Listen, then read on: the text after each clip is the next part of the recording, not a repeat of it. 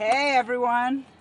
I definitely stayed up too late last night and now I have to jet back to LA because, well, I mean, within the speed limit. But I'm going to the Jackass screening at the Alamo at 7, and right now it says, oh, the time actually went down a little bit. That's good. It had been saying 3 hours and 14 minutes, and now it's just saying 3 hours.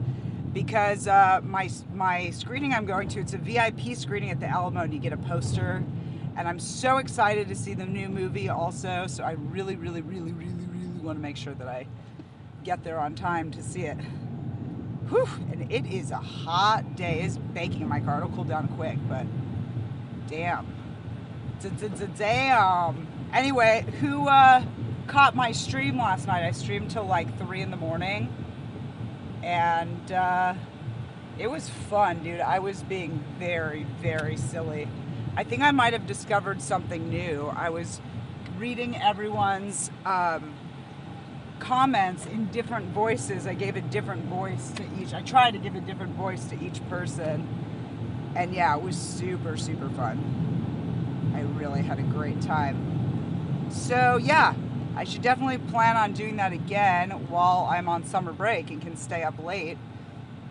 If I didn't have to wake up early for school during the school year, my default would just be to stay up super late every day. Ooh, who's here? Who's joining me? Oh, by the way, the phone will probably overheat at some point. Oh, I feel the air now coming out of the thing. That's so weird. The other day it was not coming out. Maybe I had it set to a different mode. Hi, C-Note Dog. Hey, did you join my stream last night? Were you one of the people? I think you were there, right? Between like midnight and 3 a.m. And happy Thursday. Cheers. Cheers. I'm about to get on the freeway, drive back to Los Angeles. I had a nice visit with my parents. It was short, but I'd already had this Jackass screening booked. So I actually saw that there's a screening in San Diego, not far from my mom's house, where Poopies is going to be at. But I'm sure that's sold out. I didn't even look. I'm sure it's sold out. And I really do want to go to the VIP screening at the Alamo and get my poster. Also, I just like seeing movies at the Alamo. It's a cool theater. But yeah. Let's see. You were trying to watch. Oh, but it was breaking up. Yeah, at first too, like without my mom's Wi-Fi, it was really bad in my mom's house. I was so mad because I'd asked her for the password the day before and she's like, I don't know what it is. But then turns out I took a picture of it. She has a notebook with all the passwords written down. I'm like, you couldn't show me this yesterday when I asked you? But it's fine. I got it. And then like I did notice when it said transmission is unstable, and I just tried to, oh man, I just realized I didn't get my car washed. I really wanted to do that with you guys, but I ran out of time. I wanted to go to the AM/PM here. They have my favorite car wash. Damn it. Damn it. I even thought about going last night, but I was like, you guys won't see it because it'll be dark. So, oh well. Well, something we have to look forward to for the next visit down here. I wish there was a way to get my mom, at least my mom, more into the streaming thing. I think that she could be really good at it too, and she's definitely a character. But yeah, like she just wanted to hang out with me for reals. I thought I could just run back in her house because I was making a bit of a ruckus out on the street, and I know I can be loud. You know what I mean? So I just wanted to, protect myself a little bit too. But yeah, that was a freaking wacky ass stream last night. It was so fun. I had so much fun, and I got to drink some hard kombucha, my favorite. I got to go to the Boochcraft place. I keep forgetting what it's called, but I did title it in my video about it, like the Craftery or something like that. But yeah, it was super fun. I had a great time. I'll be able to read your comments once I get on the freeway and put the car in cruise control. Actually, I'm about to be at a red light. Okay, let's see what you guys are saying. So, I didn't I tell my parents they should stream. They don't really think they could get anything out of it. I'm like, you can get paid from YouTube. Love you have to go back to building Legos to have a safe trip back. That's so funny. Still Trooper says, hey, Soul Sister, great stream. Harry Cox sends his love. Love that. Love that. That's so cool. How's my phone heat doing? It's pretty hot. I'm going to hold it in front of the AC for a sec. Oops, sorry. Just blocked you with my hand.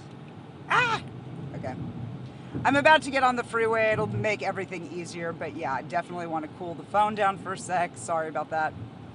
But yeah. And then we can get some music going. But, you know. Oh, wait. Rotate the screen. Why? Wait, what? No, I don't want to rotate the screen. Okay. Sorry.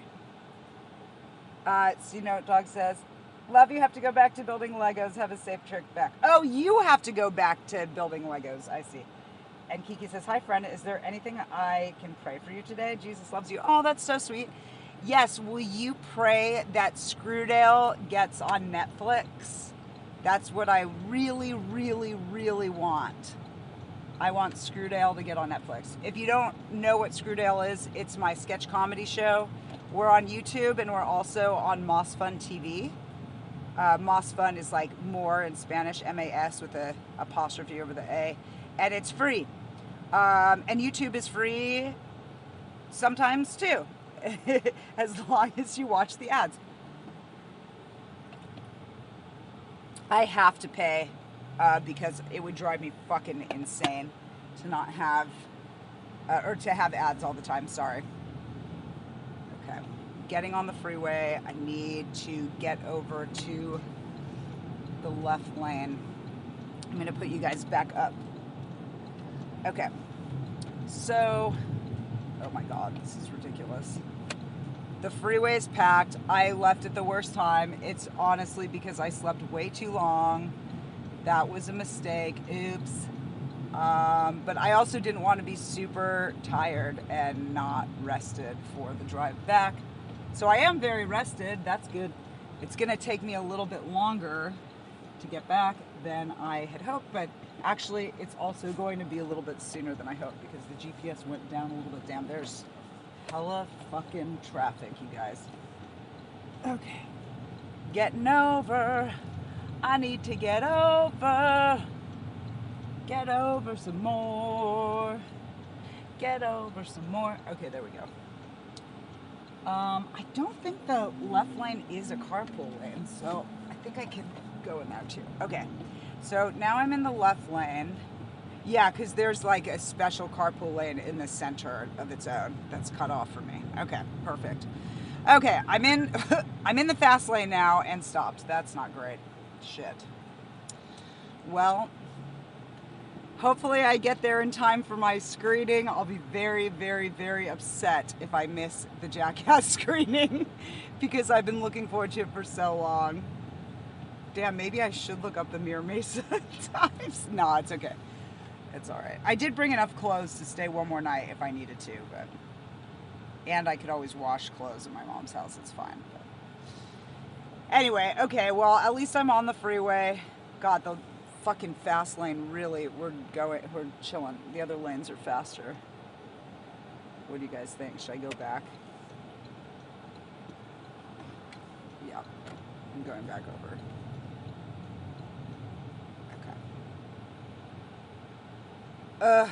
Okay. Well, at least I have you guys to keep me company while I deal with this shit. Okay, hey Wild.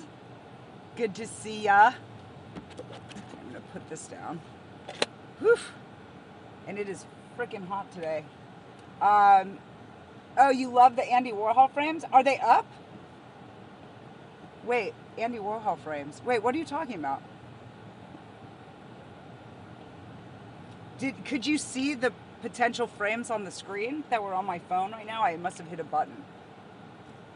But I don't see it on my screen now. I took it away. Yay, thank you, Kiki. I appreciate that. That is awesome. Oh my God, you guys, we are not fucking moving. Ah! Oh, the time on my GPS is going up. It's not looking good. All right, well, Kiki, one more thing you can pray for is that I get to the Jackass screening on time. And I did go pee before I left the house, but now I feel like I have to pee again, which sucks because I have 3 hours in the car and I'm not stopping. So I am planning on going home first, and then I was going to call a Waymo to take me to Alamo because then I don't have to deal with parking, and it's pretty close to my house. So, yeah, the San Diego sun, dude, it's fucking for real. My phone is going to overheat at some point. I put it in front of the AC to cool it down, but I can tell it's already hot. I really need to find if there's a contraption. Oh, and then you guys, I'm going to see Fish on Summer Tour, which I think I told you about. But my friend who I'm camping with, I'm camping in Deer Creek, which I'm not a camper. I don't normally do that. And my friend messaged me and was like, hey, just so you know, there might be a tornado. I was like, wait, what? Like, they're having tornadoes right now. He's like, I hope when we go there won't be a tornado. I was like, what? Like, I'm from California. I've never had to deal with tornadoes. I've only seen videos on TikTok and YouTube about them in like the movie, you know, Twister, I think is the first one. Okay, good. We're moving a little bit again. But yeah, so that sounds fucking scary, especially being outside in a tent and not even being in a house. So, I mean, I'm assuming that if there really was tornado warnings, they would cancel the show.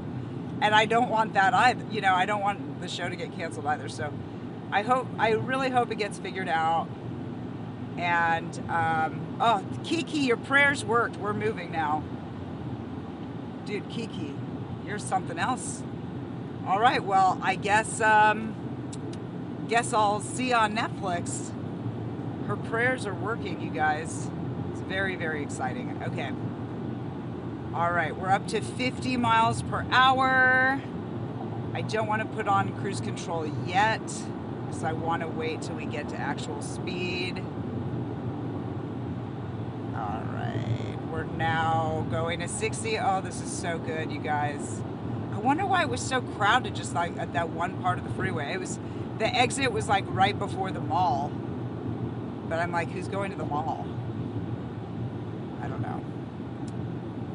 Okay.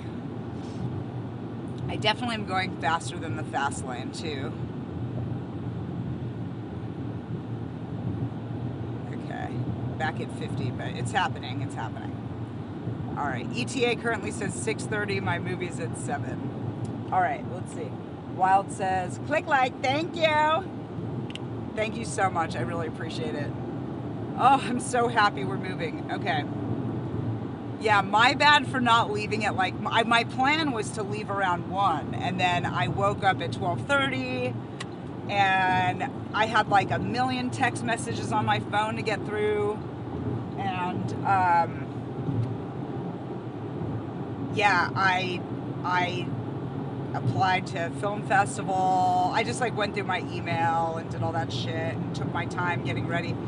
I meditate and journal every morning, so I did that too. And then my mom came home, and so I was hanging out with her a little bit. So yeah, she gets off work at 1 every day. So that was nice that I got a chance to hang out with her. By the way, I am in cruise control now. Yay! I'm at 70 miles per hour on the cruise control, but right now currently going about 62. Whoa, that car freaked me out. But yeah, now I can just relax and, you know, pay attention, but I can relax a little bit. I freaking love cruise control. Someone told me with the Tesla self-driving mode that, my mom just told me this, that someone was in self-driving mode, and I guess they weren't paying attention because the car drove into a woman's house and killed her, and he's still alive. I haven't looked up the story. Have any of you guys, does anyone know what I'm talking about? I would love to actually hear more of the details there and find out what the fuck happened. All right, should I put on some music? Let me feel the phone too. How hot is it? It's pretty warm. I'm gonna cool it down. We'll cool it down and then we'll listen to some music. Because yeah, it's feeling pretty hot and it's gonna turn off any second. There we go. Yeah, that's better. Wow, it's very hot actually. Is that okay? I remember I was filming in Vegas one time too, when I was filming my music video, Bicycle Man. Same story. My phone, thank God we had just finished filming, and I was filming a clip on the Brooklyn Bridge in front of the New York casino, and it was in June, and my friends and I were all dancing, you know, and it's hot. And then as soon as I got up to the camera afterward to stop it, it said phone is too hot, like temperature, it needs to cool down in order to work it, you know what I mean? So yeah, the phone does overheat. I don't know why. I don't know. I haven't done the research yet to see if there's like a phone cooler. But what I was gonna say is I don't understand why that's already like not built into the phone. But I don't know. Maybe to get you to spend extra money, or maybe people are not overheating their phones like I am. They need to put out an iPhone just for filmmakers, you know what I mean? Which is like the equivalent of like having a fancy camera. That would be pretty cool. All right, the phone is finally starting to cool down. But yeah, it definitely would have overheated soon if I hadn't cooled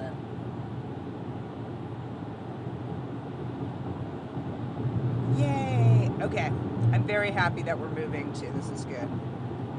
This is good. I'm back at 628 ETA.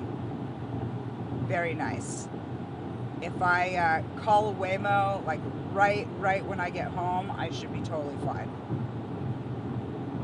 I'll get there like maybe 10 minutes before the movie starts. If that, maybe 5, but that's fine. And the only things I really have to bring in from my car, and then I can deal with the rest later, is I have hard kombucha and a cooler in my trunk, so that has to come in, and then my computer.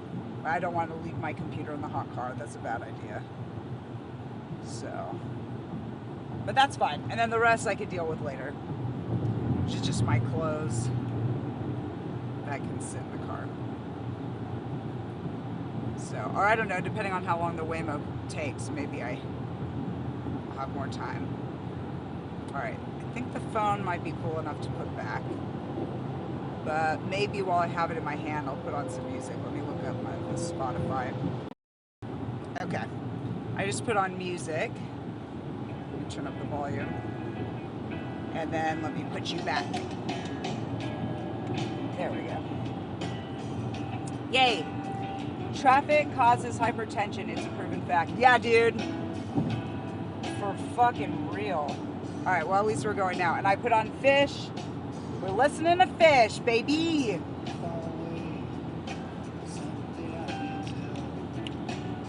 Yeah, we're cruising now.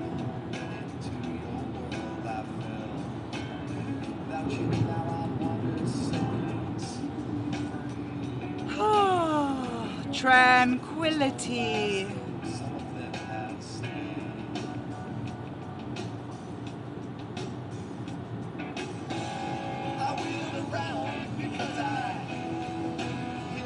I've been listening to Fish the most out of any other band right now.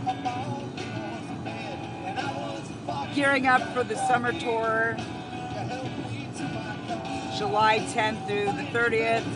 I've never done this with a band before, ever in my life, but I know a lot of the Fish people do, so I'm excited. It's funny because I'm about to pass Deer Springs Road, but Deer Creek is the venue name, so. But yeah, anyway, how was your guys' Thursdays? What are you doing today? What's the story? What's happening? Oh, sweet. I just went, oh no, it went back up. It went down to 627, but then back up to 628. What are your guys' goals for today? What do you want to accomplish today? My goal for today is to get to the Jackass screening on time. That is my goal. I'm sad to miss the previews too at Alamo because they actually curate special previews for each movie you're seeing, from like old films, foreign films, and it's gonna be all fucking Jackass clown shit. I'm like, no, like really, I should be at the Alamo at 6:30. And I guess technically I could, because I do have ice in my cooler. You know, I have my computer in my car, which I prefer not to have it in my car and park in downtown LA, but I could. Shit, that is an idea. I wonder if I should just drive straight to the Alamo. I don't know. What do you guys think? Should I go home and drop my stuff off, or should I just drive straight to the Alamo?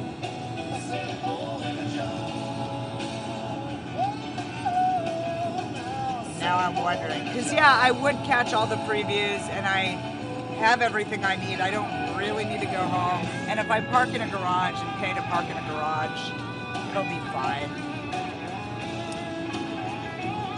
All right, well, I have 3 hours, 2 hours and 37 minutes to think about it. So maybe I'll change my mind as I get closer.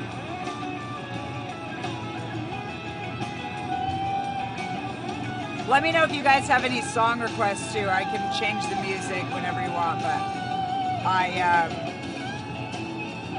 just have it on This Is Fish, Spotify.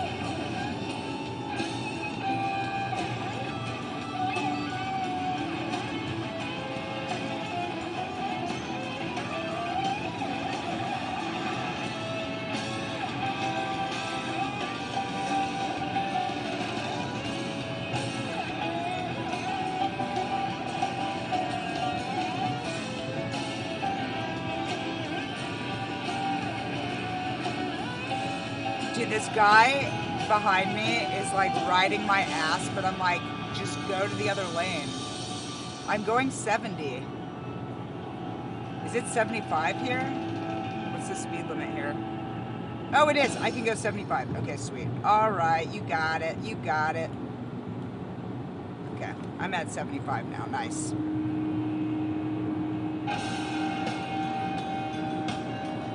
Sweet.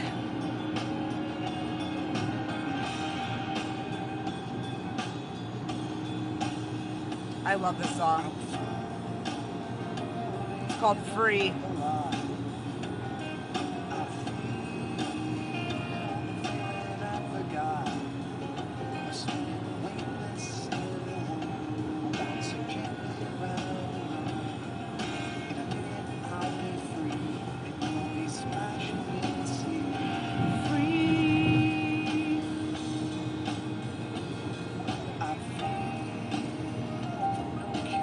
I was a little early.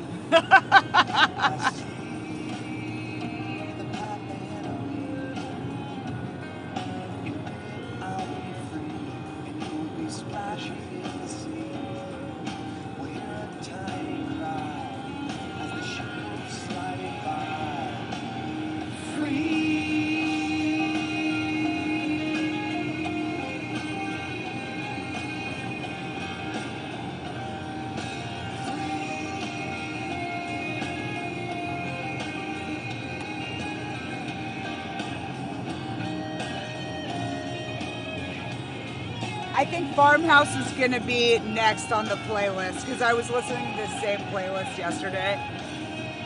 I'm pretty sure Farmhouse is next. That's cool. You were listening to Fish earlier today. I love it. I can't remember. Are you going to any of the summer shows, Wavy or Wild? Wild Wavy? I have not been to Vermont. And I really want to go because I want to go to the Ben & Jerry's factory and eat all the unreleased ice cream flavors or the special ones that are only there. That would be so fun. And I heard it's gorgeous too. I just love to visit there. Just hasn't happened yet. You've never been to a fish show? Where do you live again? Dude, Wild, we gotta go. We gotta go to fish show. I would love to go with you to a fish show. Like, for real, we gotta make that happen. At least while we're alive, even if it doesn't happen this summer, you know, we gotta make that happen. Oh, you live in New York? Dude, come to one of the Madison Square Garden shows. I'm going to all of them. Are you in the city? What part of New York are you in? I think you did tell me that last night. Or sometime, because that does sound familiar.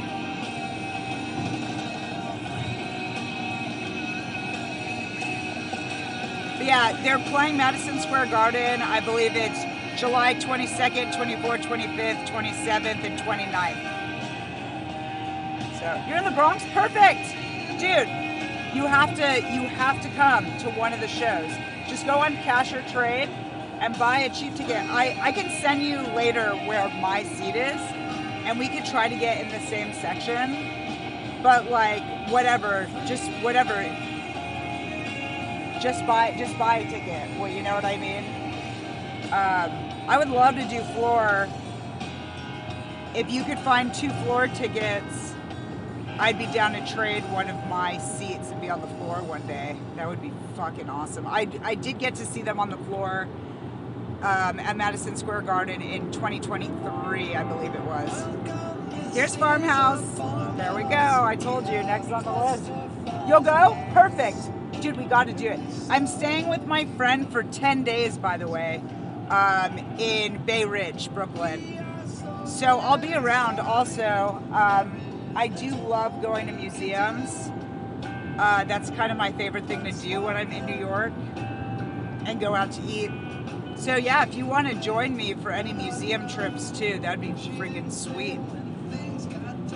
But yeah, I'm in vacay mode, you know what I mean? So when I go over there, it's just gonna be like indulging in New York things. So, but yeah, whatever you want to do, I would love to hang out with you. That'd be so fun. Get to meet my streamer friends IRL. That would be so cool. Yeah, and yeah, seriously, cashortrade.org, they have an app. That's the best way to get cheaper tickets, because people buy tickets and then realize they can't go to these shows, and they're all Fish fans, and they're usually pretty nice and hook up other people. Like, you can get tickets for a lot cheaper than you can get on Ticketmaster.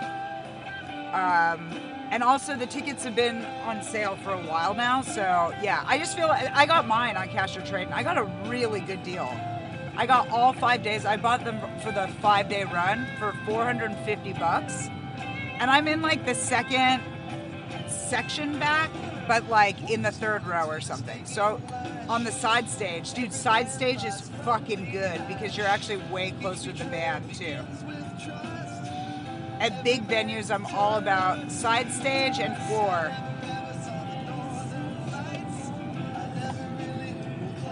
I would avoid going like middle back. Even if you're in the front of that section, you're so far away. It's the same at the Forum in LA. Like, it sucks being in the middle back. You're so far. Even though you think like, oh wow, I'm in the front row in the back. Like, no, it's terrible. So yeah, side stage and floor, that's the hack. I go to a lot of concerts, so that's my thing. That, and I find that at a lot of venues, you can sneak into a better section if you're smart about it. When I was at the Sphere, there were empty seats every night, and I was able to sneak in the first 5 rows every night of the 3rd weekend at the Sphere. Amazing. Just ridiculous. That was so cool that worked out. Oh shit, we're stopped again. Okay, and we are slowly moving. Okay. All right. All right.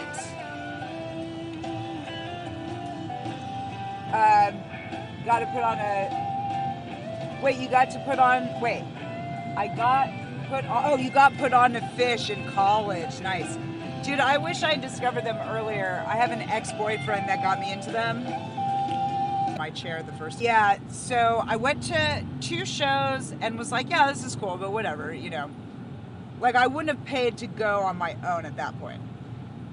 And then what happened was I saw Trey Anastasio band in Vegas at the Brooklyn. Do you know that venue at all? It's very small. It's one of those music venues where the band is on a little bit of a raised stage, but then like it's just a room, like you're just in a room with them, and a whole instrument section. There's a girl on saxophone and another girl on trumpet and then a dude on saxophone. And that's actually my gateway to Phish, was seeing Trey Anastasio band. For those of you guys that don't know, Trey is the lead singer of Phish. So that was so cool, and like I was hooked after that. I was like, holy shit, I get it. Like I felt like when he was playing guitar, he was channeling from the music gods. Like he looks up sometimes too, and I just really feel like, okay, he's like looking into it. He's like in a different dimension right now, channeling this energy for us and bringing it out into the universe, you know what I mean? So yeah, that got me, and then after that I was really into Phish. I have seen Mike Gordon band twice also, and he's also really fun, but I have to say, if I had to rank the bands now, Phish has become my number one for sure. And then I would say Trey Anastasio band, because I'm a sucker for the instruments, the brass. The songs are so good too. I really do like their songs. And then last, Mike Gordon, but also still really good. And then on my bucket list, I want to see Oysterhead, which is Les Claypool from Primus, and then Trey Anastasio on guitar. And I always forget the drummer, and people keep reminding me, but he's another famous person, musician from a famous band. I wish I knew. I'm sorry that I don't know why it won't stick in my head. So you say, oh, you got into Irving Plaza for almost 3 years? I actually don't know. That's a musician, right? Must be. I don't know him. And then every new wave band, TV on the radio, Interpol, got to see them for free. Oh, shit. Oh, Irving Plaza must be a venue. How did you get in there? You just snuck in? That is so cool. And you were really young when you did all that? How young? How old were you when you did that? That sounds really cool.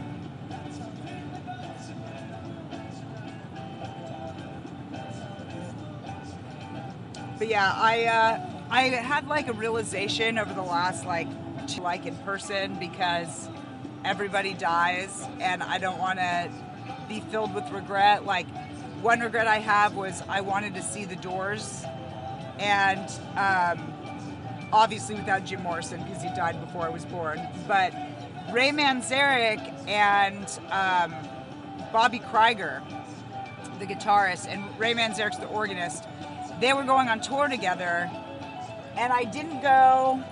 And then Ray Manzarek died right after, and I was so fucking pissed at myself for not going. I could have seen the Ray Manzarek and didn't go. So anyway, you got to see your heroes while they're alive. It's very important.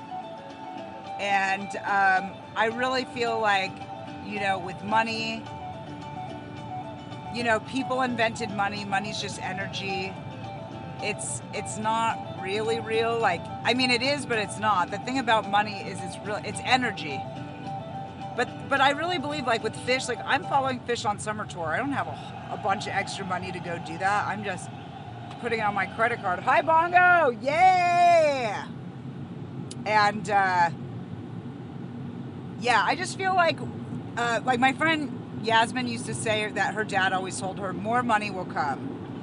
And I feel like it really is about manifesting and knowing that, like, I have to go see Phish on summer tour. Why? Because it's like cleansing my blood. Like, I feel like I'm going to have a blood transfusion just listening to Phish's music all summer and following them. It's like a rite of passage, you know? And like makes me feel alive. Like that's going to give me energy to teach for the whole next year. Like it's an investment in myself, you know? So you just have to see it like that and know more money will come. And speaking of more money coming, if any of you guys will be in the Bay Area August 7th, I will be in an art show. I'm the featured artist at the FM Gallery. A bunch of my drawings will be on display, and I think I'm going to sell a lot of them, honestly. I'm still debating about like what to price them, because I don't want to price it too high where people won't buy it, and I don't want to price it too low where I'm lowballing myself, or you know what I mean. So I'm still thinking about it. But yeah, I hopefully will make back a bunch of the money I spend this summer at that art show, hopefully. So we'll see what happens. And if not, then a different way that I don't even know about yet. Maybe Netflix. That'd be awesome. Hey, Prez. Yeah, Prez Vladimir is in the house. Yes, and Bongo says, that's why I went to see William Shatner when he turned 80. God, I'm such a nerd. No, that's fucking cool as hell. That actually makes you so cool. I would love to see William Shatner. That's genius. Yeah. He's funny, dude. So when you saw him, it was him performing his music, right? Like Common People, David Bowie cover. Hi, Shark Zoo. Yeah, I'm going back to LA. I'm trying to get back in time for the Jackass screening at the Alamo at 7, I mean. And I'm actually debating if I should even go home first or if I should just drive straight to the Alamo and just park at a garage. The reason why I wanted to stop at home first is because I have a cooler in my trunk with hard kombucha that's not supposed to get warm. There is ice in it though. I filled it up with ice at my mom's house, but not sure how long that ice will last. And it is hot too. And then my computer's in the trunk too, you know, and that's the bigger concern. So I don't know, but I could drive straight there and park in a garage, and it probably would be fine. And then I wouldn't miss any of the previews, which at the Alamo they start the previews a half hour early. They're not like the real movie previews. They're like previews that curators at the movie theater put together from old films and stuff and commercials that they feel like are relevant. So I bet you there'll be clips from like the Three Stooges and Marx Brothers, things like that, and I really don't want to miss it. Yeah, now I'm thinking I should just park at Alamo and not go home. And then just go home after and put my stuff away after. I think it should be okay. Let's see. Shark says, who has better Mexican food? Oh, from LA or San Diego? Okay, so here's the thing. The Mexican food is different in both places. It's really different in LA and San Diego. The staple in San Diego, rolled tacos with cheese and guacamole. That's pretty standard. I don't know why they call them rolled tacos, but they do. There are rolled tacos everywhere in San Diego. You won't see a place that says taquitos, but that's what they are. And then in LA, it's tacos. For sure, tacos win 100% in LA. 100%. And then I would say burritos are probably good in both because in San Diego has the best carne asada fries. I've had a carne asada fries in LA and they have not been as good. Like the best place I think I've had carne asada fries from has been a place in Pasadena near Rike's house. I think it's called like Madre something, I forget. I don't remember. But that place is good, near where Rike lives. But the carne asada fries in San Diego, I feel like they're just better. They just taste so good. They're just really good. So yeah, San Diego has that on LA too, a little bit. And then the California burrito, of course, is the French fries in the burrito.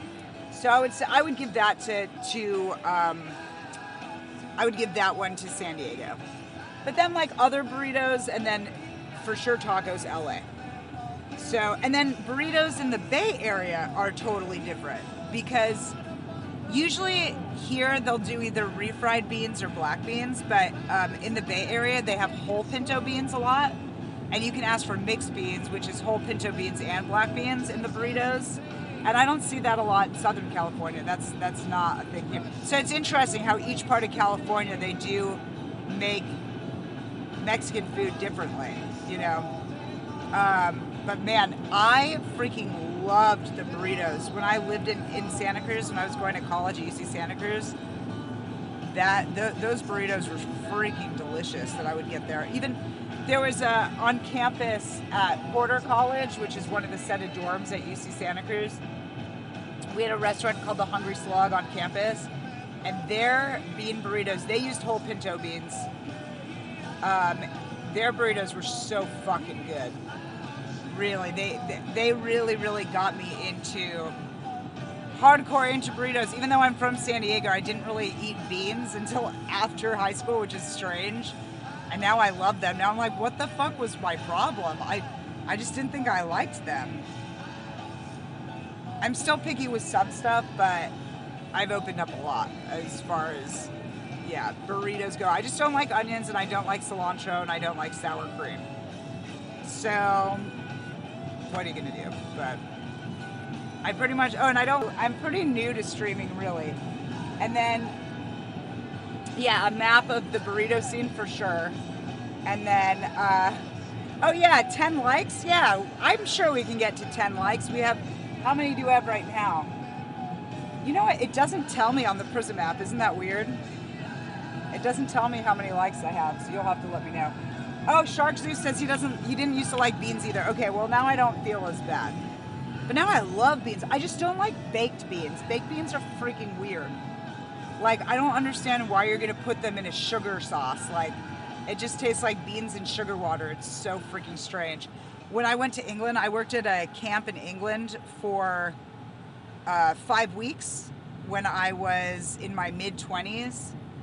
And so I lived in England that summer and did the summer camp.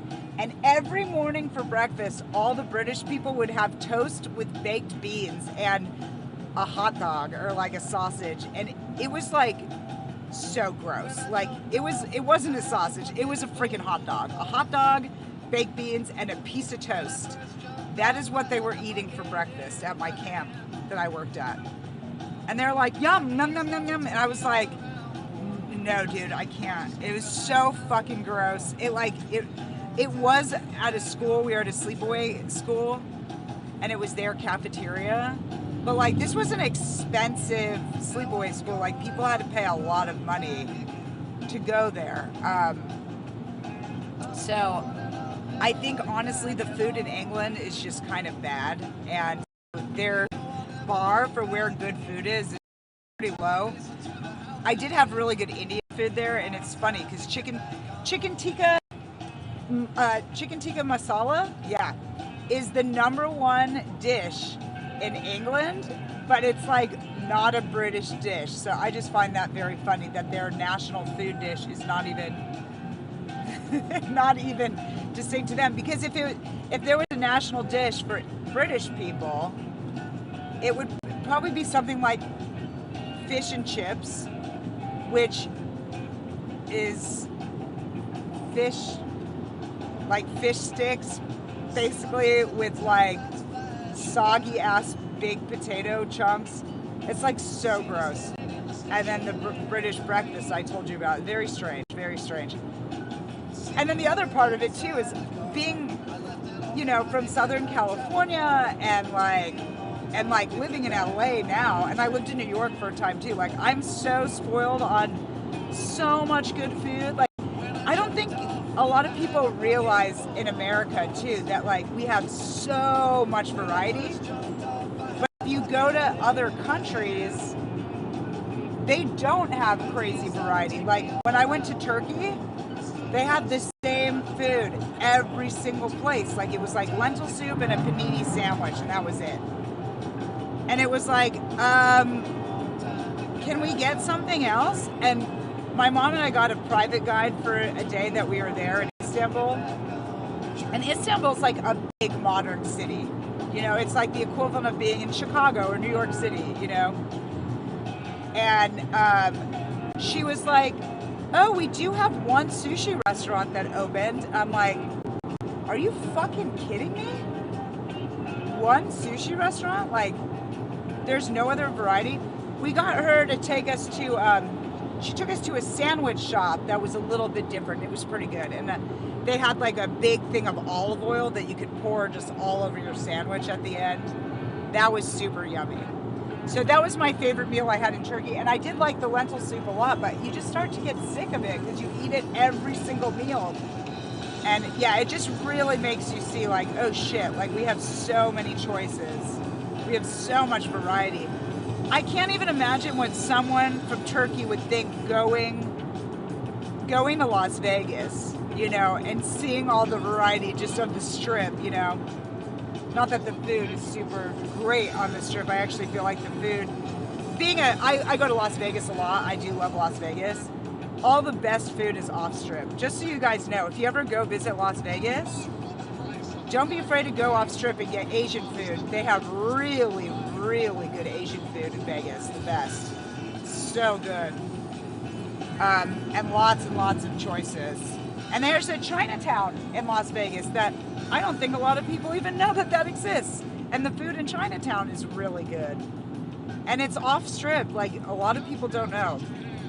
Okay, I see a lot of comments came in. I'm on cruise control, just so you guys know, so it'll break automatically if I get too close to the car in front of me. All right, wow, you guys said a lot of stuff. While just trying to work up an appetite. And then, yeah, Sharks says, I guess they need something for people to travel to England for. Yeah, well, the other cool thing about England, honestly, they have really, really good museums in London. I went to some really great ones. And then, you know, the Beatles are from Liverpool. I went to the Beatles Museum in Liverpool while I was doing the camp, which was very cool. And it's very close to other countries. Like I went to Edinburgh, too, for a day, which is Scotland.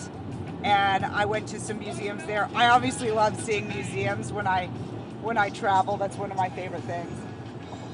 And then Wavy says, the real national dish is Wellington, at least according to James Corden. Oh, okay. That's interesting. I've never had beef Wellington. Have you? I actually I don't know what that dish is. Maybe I didn't even know about it to try it when I was there. I did also have Italian food, actually, when I was in England, and it was okay.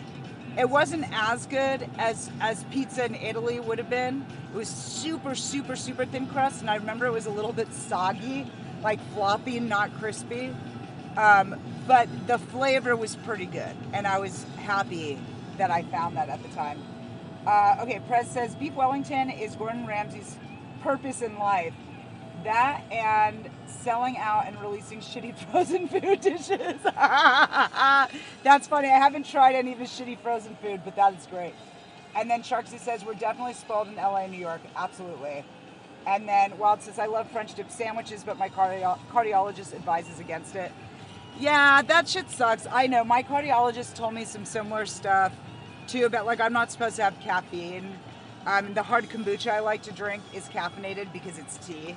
But he was like, it's fine. As long as you're not drinking it every single day, it's fine. So I feel like with the beef Wellington, if you save it as a special occasion and just have it like a few times a year, it's not a big deal. You know what I mean? It's fine. You can have it on your birthday, you know what I mean, or Christmas, and it's fine. And then I have to scroll down. Prez says, don't listen to your cardiologist. Vladdy says it's okay. And then, peak Vegas food is the buffets. Oh, you know what? I did go to one really yummy buffet last time I was in Vegas. It was actually at South Point. Have you had South Point's buffet? It was pretty freaking good. I used to be really, really into MGM's buffet, but I think it went downhill. It used to include the drinks. It was all you could drink. But now they charge a bunch extra for the all you can drink, and it's like it just doesn't make it worth it at that point. And the food is all right. I feel like it used to be better before COVID, but I don't know. I haven't been there in a while, so maybe it's better again. But I just got pissed that they started charging separate for the drinks, because it used to just all be included. Now it's like an extra $15 or something. And then hi Nick. And hi, Princess. How's it going? I'm on my way back to LA. Just visited my parents in San Diego. Went to the county fair yesterday. And I'm driving back to LA to see Jackass at the Alamo. And yeah, I'm thinking that I may have to change my route and drive straight to the Alamo instead of my house so that I can catch all the previews and not be late at all. I think that is probably a good idea. So in a little bit, I'm going to change the GPS, but right now I think it's fine because I'm still going the same direction. So yeah. And then I think some of you guys caught my stream last night, but I was such a goofball. I was having such a good time. I walked around my mom's neighborhood between midnight and 3 a.m. and it's so mellow, it's so chill. Like anyone who was on the stream saw like barely any cars come. I was walking in the middle of the street. Like you can hear when a car's gonna come and you can see the lights. Like, so it's not like I wasn't lying down in the middle of the street. That would have been stupid, but you know, walking and dancing. I was tap dancing in the street. It was so fun. I showed my mom a clip this morning actually from my live stream last night of me like tap dancing outside the street. When I was making sound effects, I started doing sounds with my mouth too, like going and then tap dancing, and my mom was like, "This is great. You're so entertaining. Someone needs to give you a show." And I was like, yeah, that's right. But yeah, that was cool. I'm glad that my mom was into it. It was fun. Okay, let's see. Oh, Princess says, I'm headed back to LA in a few days, still in Iowa. Ooh, what's in Iowa? And then Prez says, eating out for Italian food is always a waste. It's never that much better than pasta I'd make at home. Have you ever made pasta from scratch? That makes a huge difference. When I had pasta in Italy, it blew my fucking mind. You could taste the dough. Everything tastes so fresh. So yeah, that's super freaking cool. And my cousin used to make pasta from scratch. She has this, it's like a crank. You put the dough in and it pops it out as the noodles. So I've never tried her homemade pasta, but I've fantasized about it because she's a chef, and we used to go to her house every year for Thanksgiving and Christmas dinner when she used to live in San Diego. Now she lives on the East Coast. I think she's in Pennsylvania now. But yeah, that would be amazing if you made your own pasta. And then BGEE remembers my tap dancing beat. I don't even know what to call it. Beatboxing tap? Beat, I don't know. And then, yeah, Desi,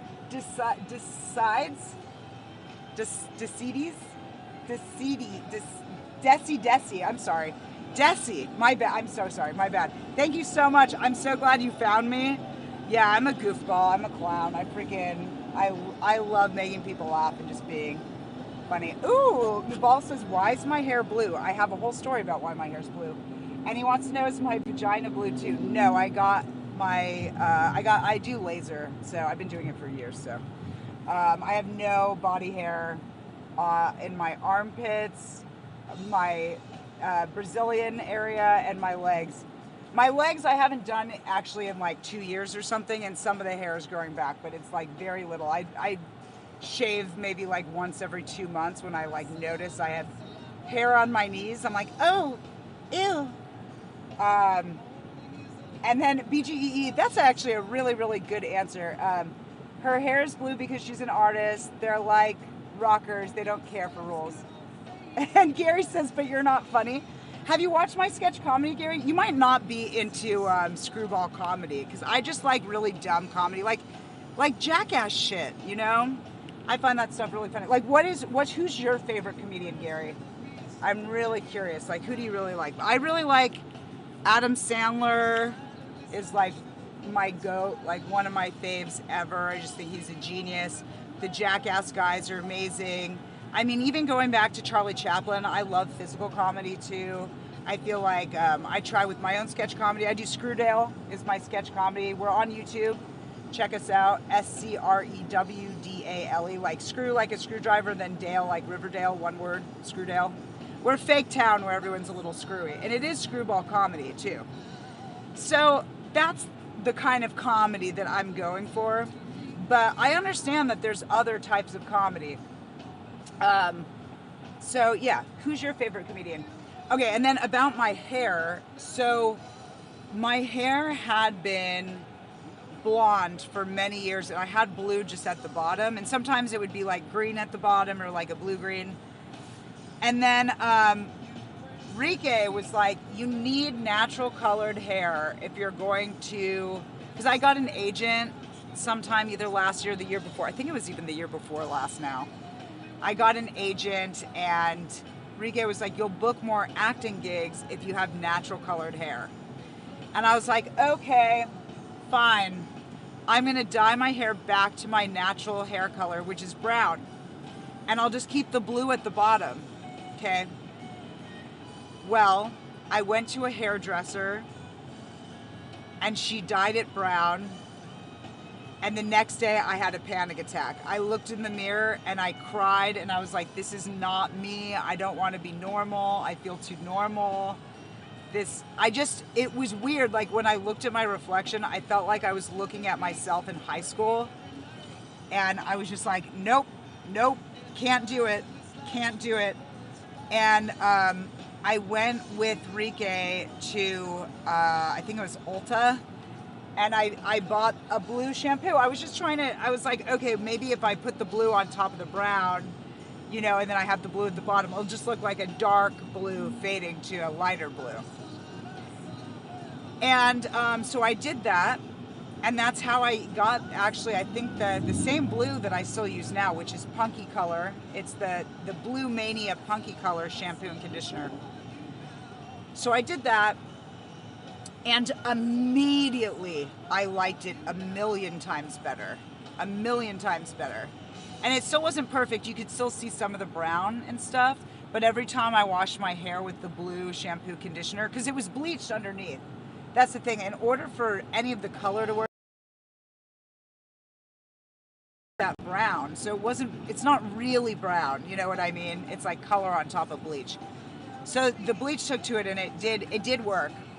And then I found a new hairdresser because the old hairdresser, it just like, the time before that, she accidentally dyed my hair gray because she put a toner in it and was like, oh, don't worry, it'll fade out. And it did not fade out. And my hair was gray. And it was so expensive. Like I paid, I don't know, it was between $300 and $400 I paid for gray hair. It was awful. And my students were like, why'd you pay to look old? I was like, oh no. So then I found a new hairdresser, and I was like, she told me about it actually, where you could use a color remover and it'll take out any color on top of that bleach. So she took out all the color and then re-dyed the whole thing blue so it would be even, and then I dyed my roots black. So it's like a black brown. It's not actually all the way black, but it's pretty dark. But my natural hair color is a little bit lighter brown. Although I have a lot of gray now. So that's why it's actually easier in a way to be blonde because it hides the gray when it comes in. But I just fried my hair with the bleach too.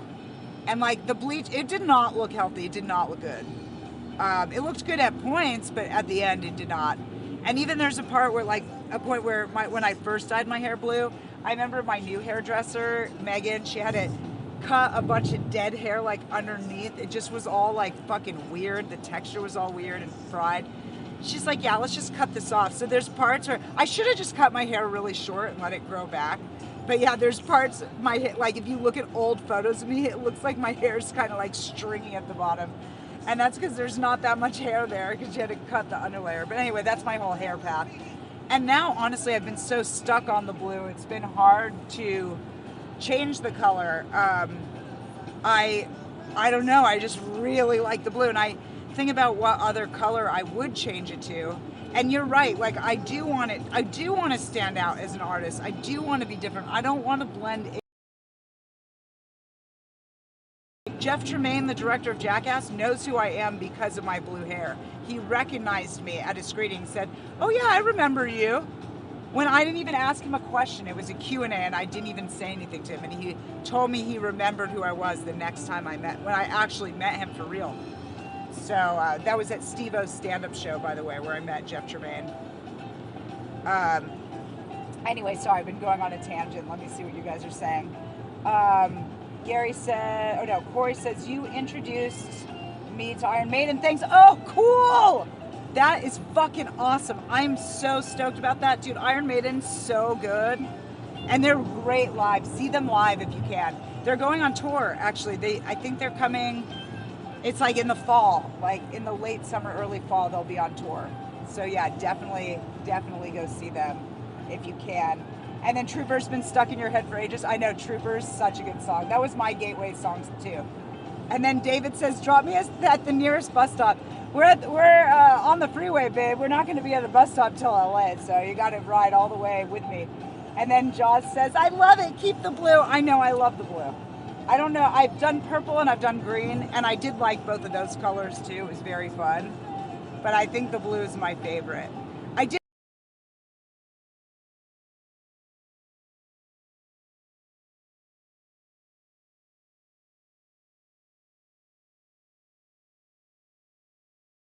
stream. Okay, can you guys still hear me? My mom tried to call me. I should have put it on Do Not Disturb. My bad, you guys. And then Dave says, you should not, wait, you should be at home doing the dishes. Wait, what? You should be at home doing the dishes, not fucking driving a vehicle. And says, at that homeless, wait, what? At that homeless bloke wants his shirt back. All right. First of all, I am going home. I was not at my home, so I'm going home now. Like, I have to drive home first if I want to do any dishes. Second of all, I bought this shirt at Shakedown before the fish shows at the Sphere, and this shirt was $50, and I almost didn't buy it because I was like, ooh, that's a lot of money for a shirt. But I love this shirt. It has a picture of David Bowie on the front. And this is from a Fish song. They actually have a Fish song called David Bowie. And it's a good one. And I really love tie-dye. Tie-dye's my favorite. And yeah, so it was an expensive shirt. I don't want to give it to a homeless person. I like it a lot. And also, I have my car on cruise control, so it's pretty much driving for me. I really don't have to pay attention too much. I am paying attention though. But yeah, like, I'm not pressing on anything. It's braking for me right now because there's a car in front of me, and it brakes and it pushes the gas on its own. I don't have to fucking do anything, so that's cool. So yeah, I wish my mom would get on YouTube and talk to me on YouTube if she has something she wants to talk to me about. I'm sure she just went to a dance class, and I'm sure she just wants to see if I got on the road okay. I have 31 more miles before it wants me to get on the 96 or 91. It says both numbers, so I'm actually not sure. But yeah, I have 31 more miles just here before I change over, and then I think I'm gonna put the Alamo address in there. Ambrose says, you're running late. Craigslist meetup spot. Let's go.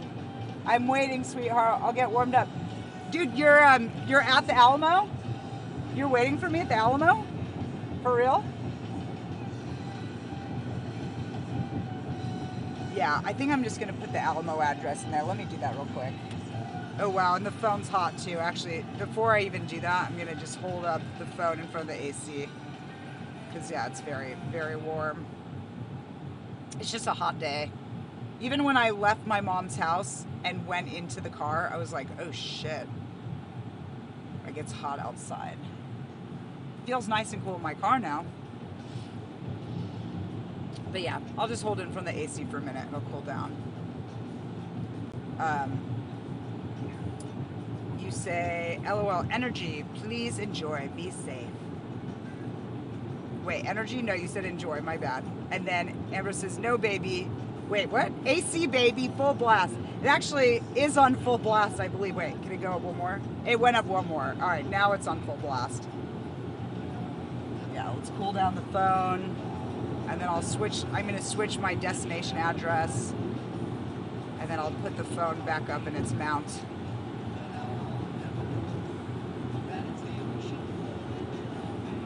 So, anyway, are any of you guys going to go see the new Jackass movie? I'm bummed that Gary never told me what his favorite comedian was. I really wanted to know what he finds funny.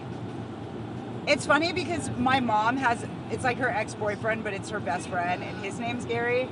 And he told me on Christmas, I actually want to make a comedy sketch about this because it was so fucking ridiculous. I'm like literally sitting at the kitchen table on Christmas Eve, editing a sketch, like editing a video. And he has the nerve to say to me, I don't think your comedy is funny. And I was like, okay, well, it's not for everyone, Like, you might not think it's funny, but other people do. I think it's funny. And he was like, why can't you write smarter stuff like Seth Rogen does with the studio? Meanwhile, Seth Rogen wrote that cartoon movie with the sausage and hot dogs and shit emoji, and you know what I mean? It's like Seth Rogen does dumb shit too. Like, I know he also does smart stuff, but he also does dumb stuff. So I'm like, what the fuck are you talking about? And like, this guy does not like Adam Sandler, can't stand him actually, which is like crazy. How could you not like Adam Sandler for real? All right, you guys, I'm gonna switch the address real quick to the Alamo, and I'll be right back, okay? Hang tight. Well, it's not working. It won't let me switch over. I don't know if it's because I'm streaming, but I try, or maybe just because I'm in a dead zone or something. But I try to type Alamo and the like it's pre-programmed in there. I just clicked on it and nothing happened. So it's still taking me to my house. Hopefully it'll let me change that at some point. But damn, that guy was hauling ass. He was on a motorcycle. If I had a motorcycle, I'd go way faster. How's the stream? Like, am I breaking up or anything? It doesn't say anything, and it shows that 4 people are here, but let me know. How's the stream? Am I coming in clear? And I'm going to put the phone back in the mount. I really wish it would have let me put in the address, but what are you going to do? Hi, Andrew. Oh, Joss is perfect? Okay, great. Okay, cool. Well, at least my stream's good. If it won't let me put in the address as I get closer to LA, I still have another hour and 48 minutes, so I'm going to be with you guys for a minute anyway. But if it doesn't let me type in the Alamo like 30 minutes out, I probably will have to end the stream just so I can type in my fucking address. I know I should know where the Alamo is by heart and how to get there because I've lived in LA for 13 years now, but my sense of direction is really bad. Oh, BG, I didn't see your last comment. Okay, let me go back. Maybe sometimes there's a lag, oh no, maybe I just didn't see it. Can you just say it again? I'm sorry. I went back to look for it and I didn't see it. Yeah, tell me. I want to know.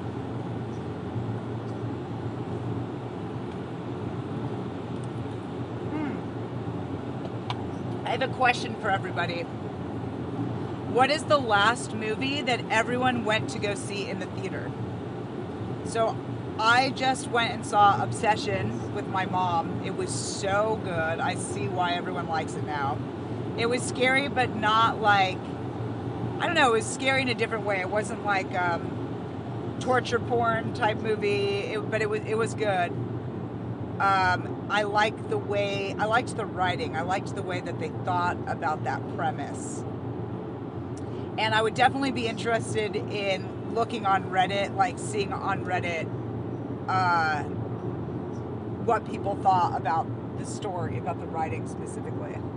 Okay, so thank you, Andrew. I hope you have a good day too. So BGE says, let's pitch a sitcom to Netflix. You're cool enough that it's probably going to work. I'm keeping the idea under wraps. Dude, hell yeah, let's do it.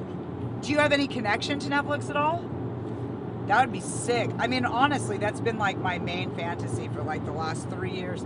That like, and I try to visualize it that like I turn on Netflix and I see the N and it's like boom, and then I see Screwdale, you know, on Netflix. I'm like, yes, Screwdale's on Netflix. Yeah. So anyway, that's my fantasy. My friend Adriana, who works for Masterclass, did tell me that we do need to have way bigger of a following in order to get signed, that we don't have enough people following us right now. And my Screwdale accounts, they're, you know, everything's newer. Like I've been building Lady Beaver since 2013. So I have a lot more years behind it, you know, and I just finally broke 1,000 subs this year. That being said, YouTube Live wasn't a thing. Like I only started doing it a year ago, and so maybe I'm like slow to the game too. I feel like I was slow to join TikTok also, and I could have had a lot more followers if I had done it earlier, but it's hard to know at the time, whatever, blah, blah, blah. And then Jaws says, ooh, you saw Missing Impossible 2. Oh, and then you get all your movies online. What's the last movie that you actually went to the movie theater to see? Do you remember? Because the last movie I saw was actually Hail Mary. My mom and I watched that after Obsession. We came home from the movies, seeing a movie in the movie theater, and then watched a movie on her TV. And she paid to rent it so we could watch it, and I really liked it with Ryan Gosling. Yeah, both of those were really good. And I'm so excited for Jackass. So excited. I wonder if it would let me type in an address on my, oh, will it let me type it in on my, no. I think I have to do it in my phone. Yeah, it won't let me. That's annoying. All right, well. Oh well. At least I'm going in the right direction. But yeah, sometimes when I'm on the phone and stuff, it doesn't work either. Like if I'm talking on the phone, I've had to hang up from a call before to make my GPS work. So yeah, we'll see. Right now, my GPS though, it is speeding up. It says 626. So maybe I don't need to go straight to the Alamo. If it drops to 6:15, then I will go home first, because I definitely will have enough time to do that and call Waymo. So we'll see. It definitely seems like traffic is picking up. So I'm at Lake Elsinore now, passing Lake Elsinore. I remember coming to Lake Elsinore when I was a kid with my parents, and there was a lot of really cheap stores there. I remember that was the first time I think I'd ever seen a Nordstrom Rack. Was that Lake Elsinore? I have no idea if it's still at this one. I haven't been to Lake Elsinore since I was like, I don't know, 12 maybe. But yeah, I do remember going there with my mom. Damn, there's this neighborhood, I wish you could see it, where it just looks like tan houses and like a tan surrounding, like there's literally nothing else there but those houses, and it looks hot and miserable. It looks so hot to live there, like you'd burn alive. I think about that too with, oh, I better move over. There's someone wanting to go faster than me. Would be nice. I think about that too, driving into Las Vegas, seeing the people living in the middle of the desert. I'm just like, how do you do it? Or like people in Phoenix. Phoenix is so freaking impossibly hot. So both my sisters live in Phoenix, and they both don't talk to me. They're younger than me. They both, Megan was married and had a kid, but then during COVID, she started an emotional affair with someone that she dated in middle school, and then convinced her husband to have an open relationship, and made her husband take her to the airport to go fly from Phoenix to San Jose to meet this dude. And then he went on one other date with one person one time, and then told my sister he wanted a divorce, and now he's married to her. And she has 2 kids from a previous marriage, and so now he is like the stepdad to these 2 other kids and then his own daughter. And then my sister Megan, this guy who turns out to be an alcoholic from San Jose, he moves to Arizona to be with her, and then my mom told me horror stories about him and their relationship. That he's an alcoholic, so he fucks up his life with alcohol, you know. So like the worst thing, and all these stories I only hear through my mom too. So like I don't know how much is actually true, for the record. But my mom told me that he fell asleep drunk in the pool while watching my niece, who was only 5 at the time. So it was so disturbing when my mom told me this. I was so upset about it that I went and talked to the counselor, the social emotional counselor at my high school where I teach. And she advised me to call Child Protective Services and just have them do a drive-by, you know, just to check in. And they did, and they found that it was fine. So, okay, cool, fine. At least I felt like I had to. I am a mandated reporter, and that sounded pretty child abusey to me. So, and my sister now hates me because she knows that I called CPS on her, but she hated me before that too, so whatever. It's just another reason she has to hate me. And then I'll tell you about my other sister in a sec. I just want to check the comments. Hi, Nick. Yeah, Biba. Press is like, that's insane. Point of the story, don't get married. I feel that way.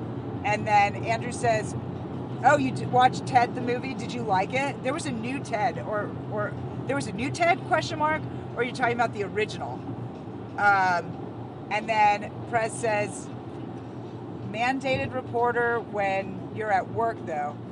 Yeah, but I mean, how would you feel if you found out that your 5-year-old niece was in a pool being watched by some drunk dude that passed out in his floaty? You know what I mean? Yeah, BGE says, sounds like your sister rolled the dice and lost. Sometimes the grass isn't greener on the other side. Absolutely. Okay, so that's just Megan. And the recent update that I've heard about Megan is that she fights with her boyfriend all the time, but they're still together. I mean, it's been years since COVID, right? So they've been together probably since like 2021 or 2022 now. But yeah, she fights with him all the time, and then she got a job. She's a high school English teacher, and she got a job teaching college classes too, besides that. So she is working 2 jobs right now, and is just working a lot. And my guess is the reason why is because she's miserable in her home life. So she's just doing more work so that she doesn't have to deal with it as much.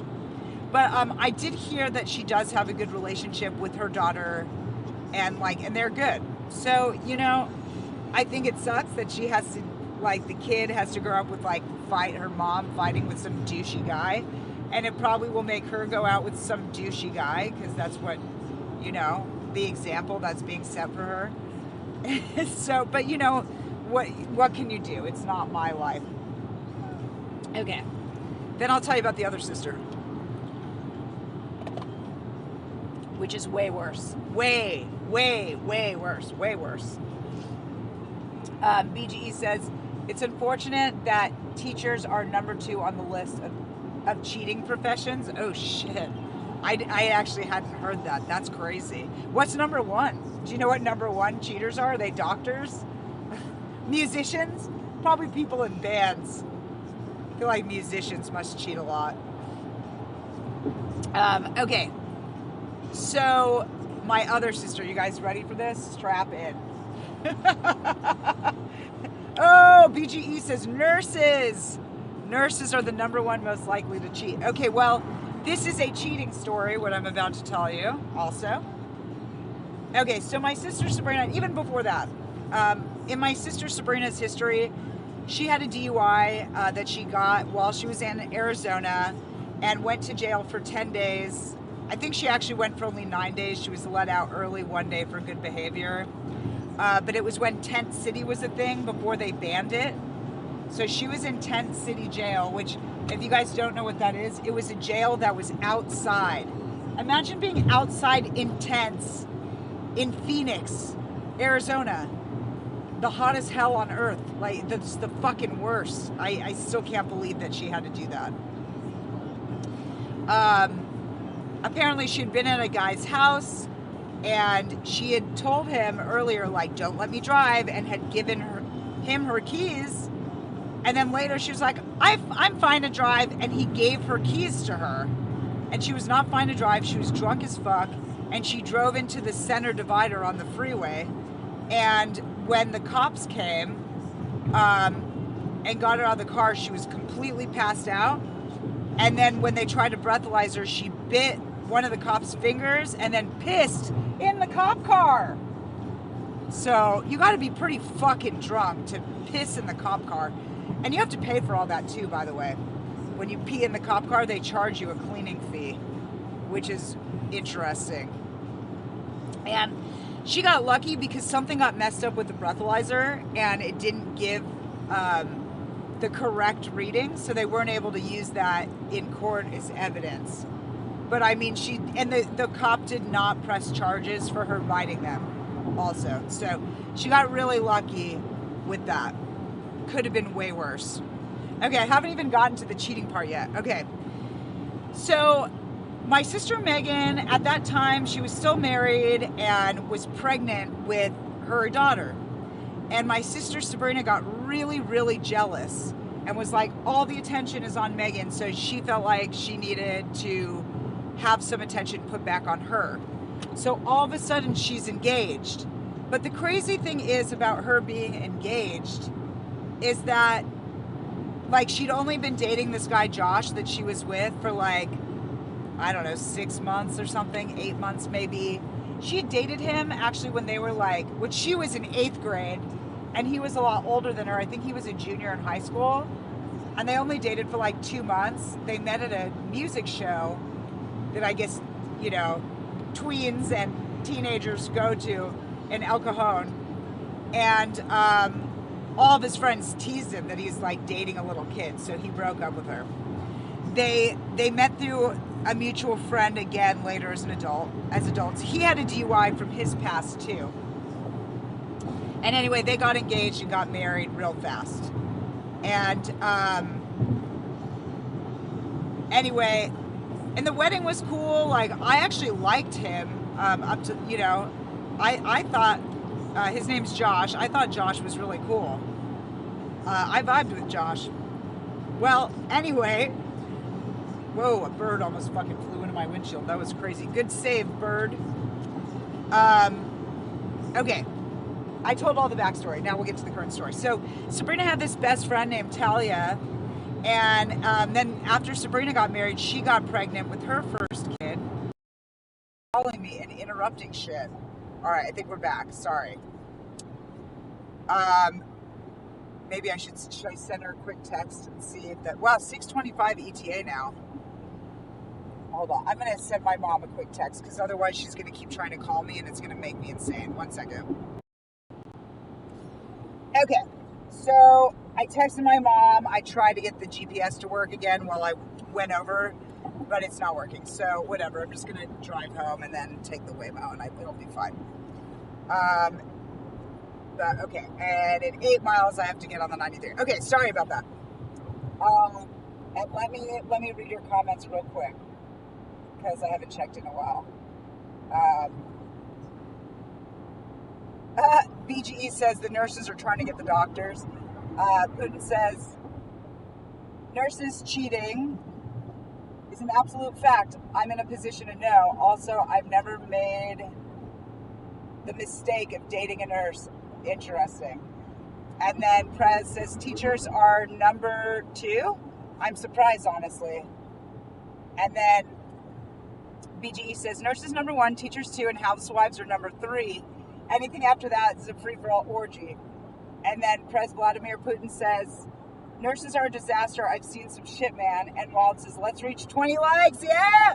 And then Wild says, you were going to marry, weren't you? Me, never. I don't know. Maybe you're talking to Pres. But yeah, not me. I'm so happy that I've avoided getting married.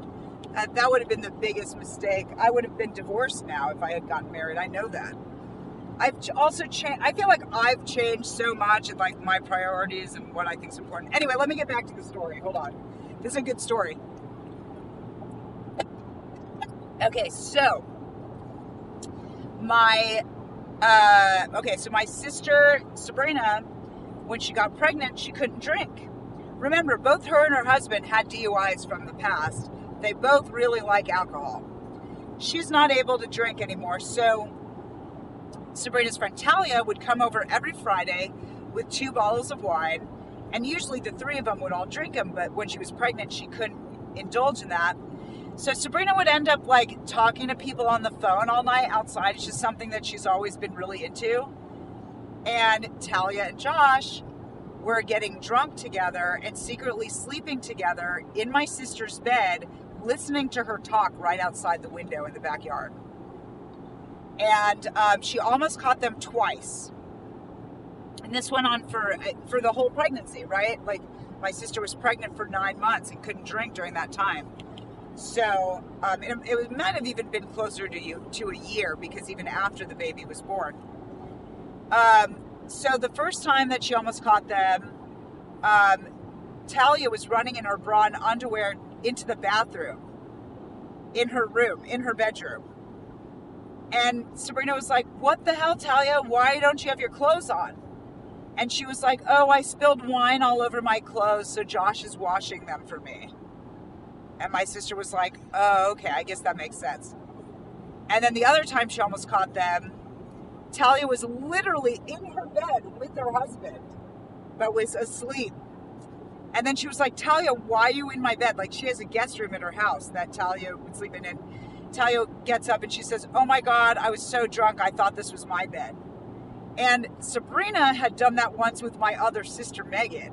She literally got into bed with my other sister's husband because she was so drunk. So to her, that made sense. She was like, oh, okay, yeah, I see how that happened. It's fine.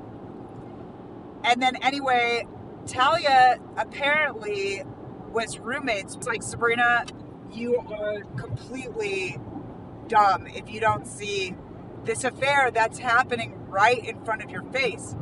And Sabrina was like, what are you talking about? And she was like, your best friend and your husband are sleeping together. And they have been for a while. And not only that, Talia's in love with him. She's in love with him.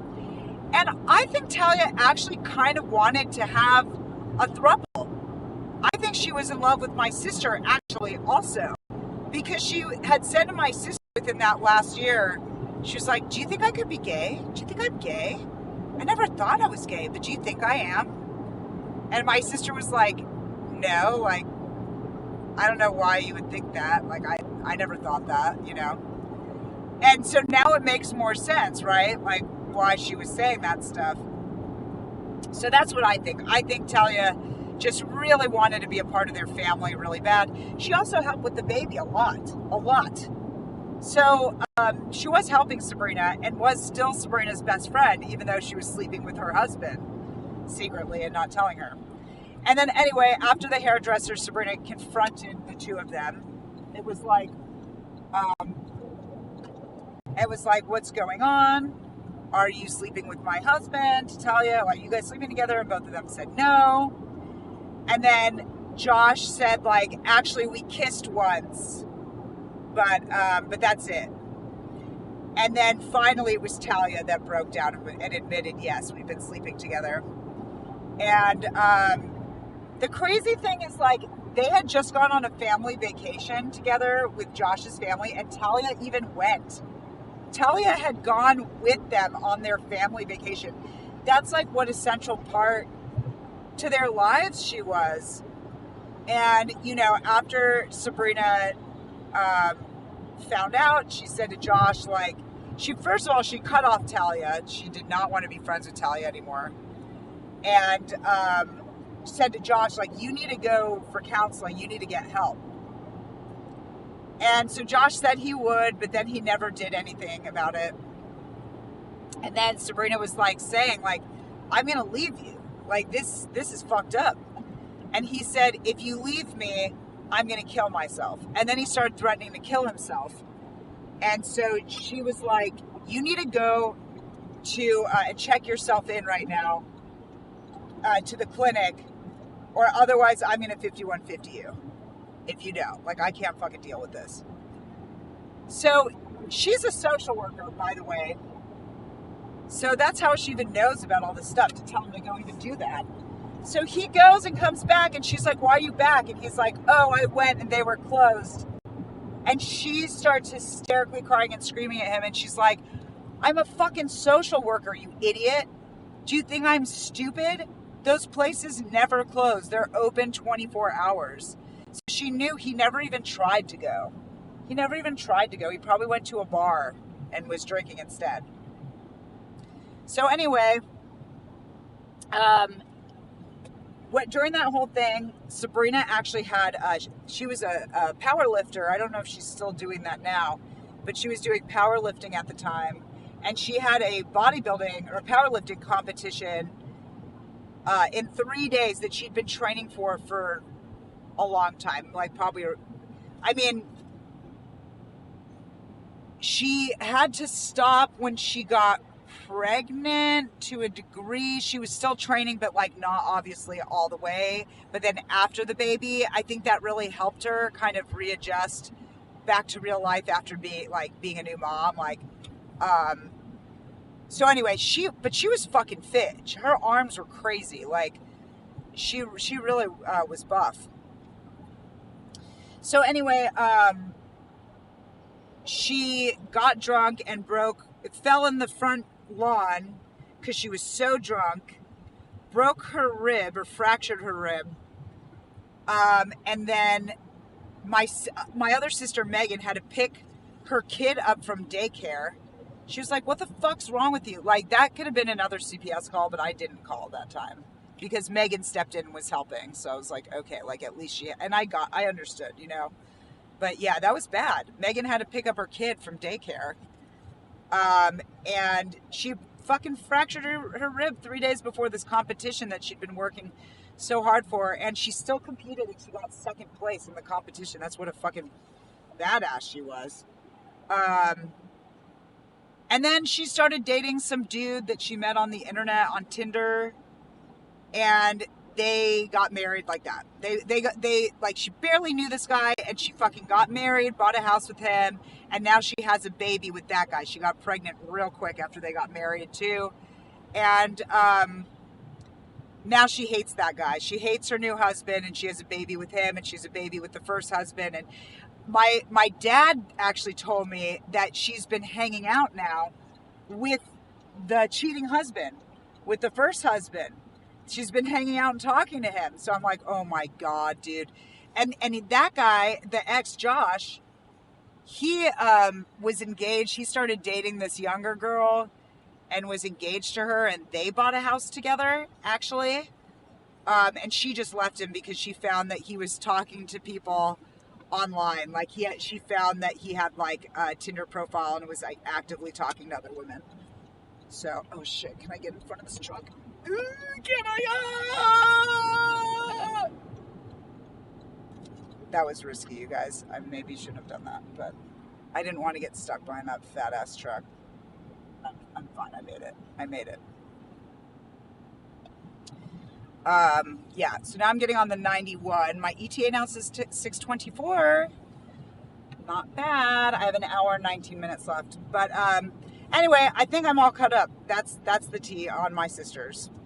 And meanwhile, both of them hate on me and think I'm crazy and a bad influence because of making dance videos and singing karaoke, the shit that you guys see me do. That's why they think I'm a horrible person. They don't think I'm funny either. They think my comedy is awful. And I'm an embarrassment to them. It's like, who's an embarrassment to who? They're fucking embarrassing. Like, what the fuck? And I told my sister Megan, this was when we were still talking. I told my sister Megan, do not leave your husband. He is a good guy. He loves you. They were high school sweethearts. They'd been together since Megan was 15 years old. And it was just crazy, crazy. And I do blame COVID a little bit for it too. Like, everyone had cabin fever. But it really is her fault. Like, I told her, go to counseling, work it out. She was like, we haven't had sex in a long time. I'm like, okay, go to a sex therapist. Like, look up online different things that you could try to spice up your marriage. You know what I mean? But yeah, it was just so lame. But it was because I told her not to leave her husband. That's originally why she stopped talking to me. And I feel like Sabrina stopped talking to me for the same reason, really. Because I told her, do not marry this new guy. Like, after the Josh divorce, like, she had just gotten divorced. And that's what I told her too. I was like, the divorce just went through. Are you so anxious? Like, why are you so anxious to get married again? Just date him. But she just was like, nope, marriage, kids. I just need to prove that everything's fine. And it's not fine. And my mom told me, she told her husband, I hate you. So that's not good. She's working 3 jobs and he has 0 jobs. He's a fucking bum. And my mom said she's never seen anyone with such bad ADD. That his ADD is so, so bad. And he snores, and my sister can't stand that either. She said, I guess it keeps her up at night. They might sleep in different bedrooms even. I don't know.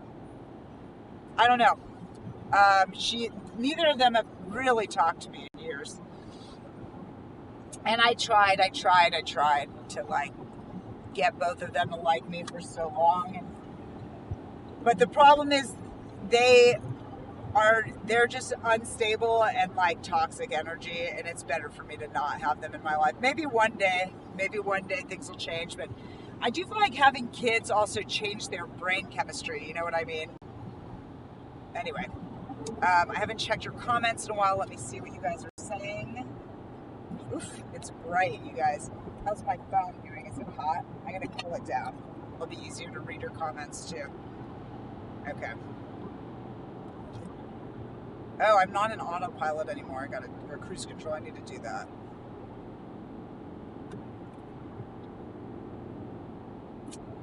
Cruise control at 57 miles per hour. Not great, but I'm getting off in 3 miles. So, the 71 north. Cruise control to faster. Okay, now I'm at 61. This is a little bit better. Okay. So, God, I can't believe how bright it is outside. It's disgusting. So, okay. Prez says, wishful thinking or naive?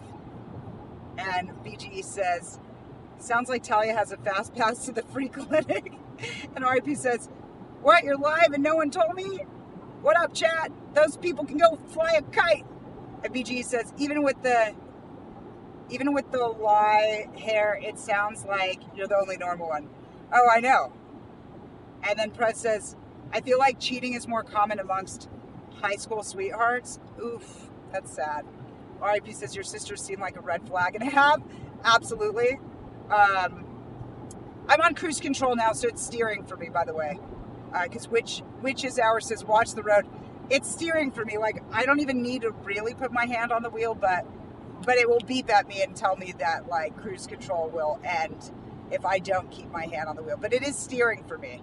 So it's very nice. I just have to pay attention when my exit is coming up, which it is in 1.6 miles, because then I do have to, yeah, it's coming up soon. Actually, I'm going to put you back in the holder. The phone, at least the phone got a chance to cool down too. I'll read the rest of your comments in a sec. Wow, you know what's crazy? I swear I put on my, turn signal, and the car actually went into the other lane for me too, which is crazy. That's pretty awesome. I'm gonna do it one more time. Yeah, it just fucking goes. It's like I can make it go a different way, but like I have to turn it harder than it's turning it. You know what I mean? But yeah, it's pretty great. I love whoever invented this thing did a great job. Okay, so my exit is happening now. I'm in the correct lane, so that's good. Okay, and then Tiny says, I cuffed my tiny 5-inch friend on my necklace. Seeing her tiny squirming above my neckline is so cute. Is this some Honey, I Shrunk the Kids shit? Or what? That's funny. RIP says, huh? PGE says, your sisters are probably jealous of your freedom. Exactly. No, they really are. That's been the whole thing. Sorry, I think I skipped some comments. Let me see. And RIP says, I cut 95% out of people out of my life, and I'm better for it. And RIP says, damn, you've been live for that long? Yeah, my whole drive. Nah, it's fine. I'm just chatting. You haven't missed that much. It's okay. I did tell the story of my sisters, but if you really want to see all of it and you missed it, you can go back and see. But yeah, I was telling the tea on my sisters, like how they destroyed their marriages basically in their current situation. And yeah, my sister Sabrina, it sounds like she's going to get divorced also. So she'll have 2 different kids from 2 different guys. And I'm like, is she going to do it again? Like, she seems like it seems like a stereotypical thing now where it's just like, okay, like that's just her thing now. Like, she's going to find another guy and marry him and have a 3rd baby with that person and just keep doing it until I don't know. What do you guys think happens? What do you think happens next in the story? Tony says she makes the cutest accessories. She is, what's PFP in my purse? What does that mean?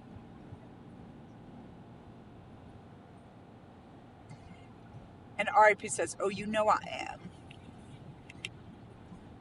All right. Well, it says an hour and 11 minutes. We are going kind of slow. It looks like we're going like 23 miles per hour right now. I have my cruise control is now currently on 61. Oh, we're picking up a little bit. Yeah. So yeah, RIP, the big debate for me has been, do I drive straight to the Alamo so I can be there a half hour before the show starts? And that's cool because they have little preview things before the movie that they curate there, which I am leaning more towards going to the Alamo. Or should I go home and take a Waymo so I don't have my computer in my trunk or my drinks or any of that shit? But I do have my drinks in a cooler with ice, and it probably would be fine. The only thing is my GPS will not work to type in the directions for the Alamo right now. I tried twice. Oh shit. Sorry, this big, I had to take off cruise control because this big car just went in front of me. All right, that's fine. I'll go on it again. Why would you do that? It's like, it's really big that they have that whole back put on there. Let's see, I'm on here for 9.9 miles. I do want to get back in this lane. I think it's going faster. All right, well, I'm going to wait till I get back to like, maybe I'll just do cruise control now. Okay. Okay, cool. Yeah, I'm back at 61. Okay. Obviously not as fast as I'd like to go. Also, why is there only 2 lanes on the freeway here? There should definitely be more lanes. I wonder when we have, like, when the technology changes, if we ever have, like, all self-driving cars, if they're going to go, like, really fast, like a lot faster. You know what I mean?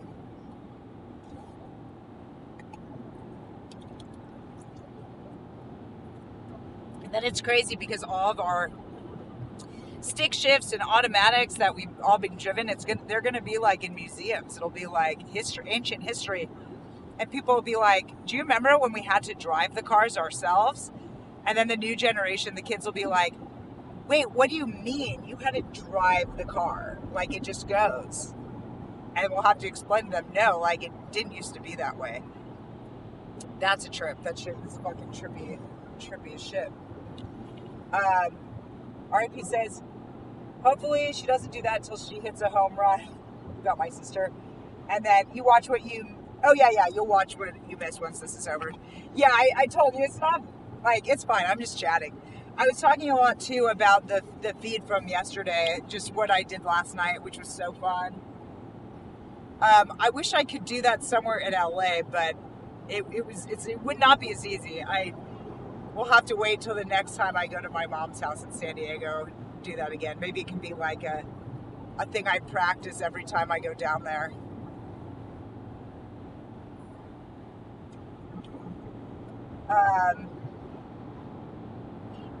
So my GPS won't work because I'm doing live streaming. It's very frustrating. Like I wish I would have put in the Alamo address when I was at my mom's house. However, now, hold on, I'm going to speed up because we're speeding up, which is great. Okay, now it's set to 68. It says now I'll be at home at 6:23. So it still is going to take me like 20 minutes to Waymo from my house to the Alamo, though. That's why I was like, damn, it'd be cool to get there at 6:30. So I kind of just want to go straight to the Alamo now. But I don't know what exit to get off at. If you want to tell me actually what exit to get off at, I'm not sure. Otherwise, I could also just end the stream like when I get close to LA and put it in my GPS. I have 7 miles till I'm going to be on the 60 West.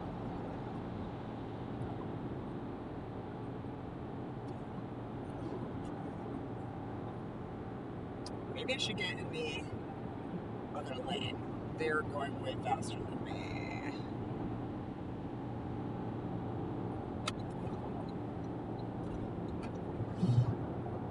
Yes. Yes. And then what's the speed limit here? It's 65. Okay. So I can go 70. All right. It's at 72. I'm speeding a little bit, but not enough to get pulled over, I don't think. So that's good. But we'll cruise at this speed until I get a little closer. So,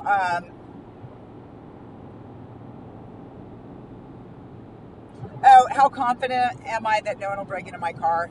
I was going to park in the garage, like attached to where the Alamo is. So I think it's fine because there's cameras and shit too. Like, and I'm paying money to park in a garage. I think it'd be okay.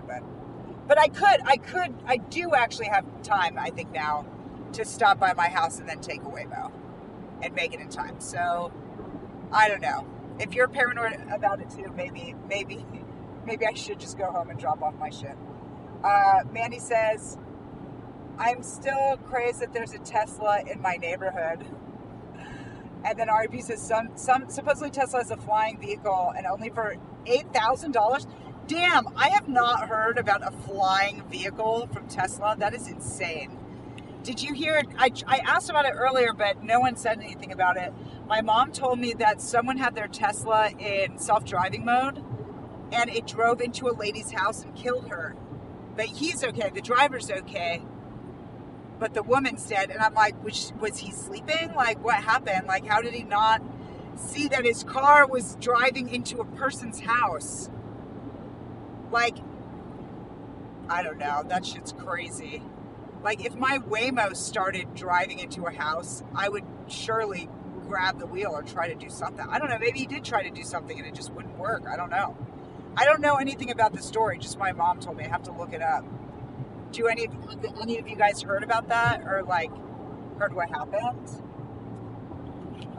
Mandy, quick question. How is this real life? I know, right, dude?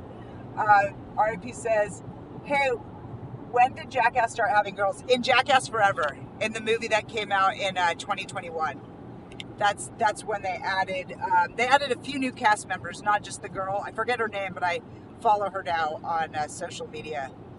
But yeah, they added Poopies, and they added Jordan and Jordan's dad, Dark Shark. So those are all new people.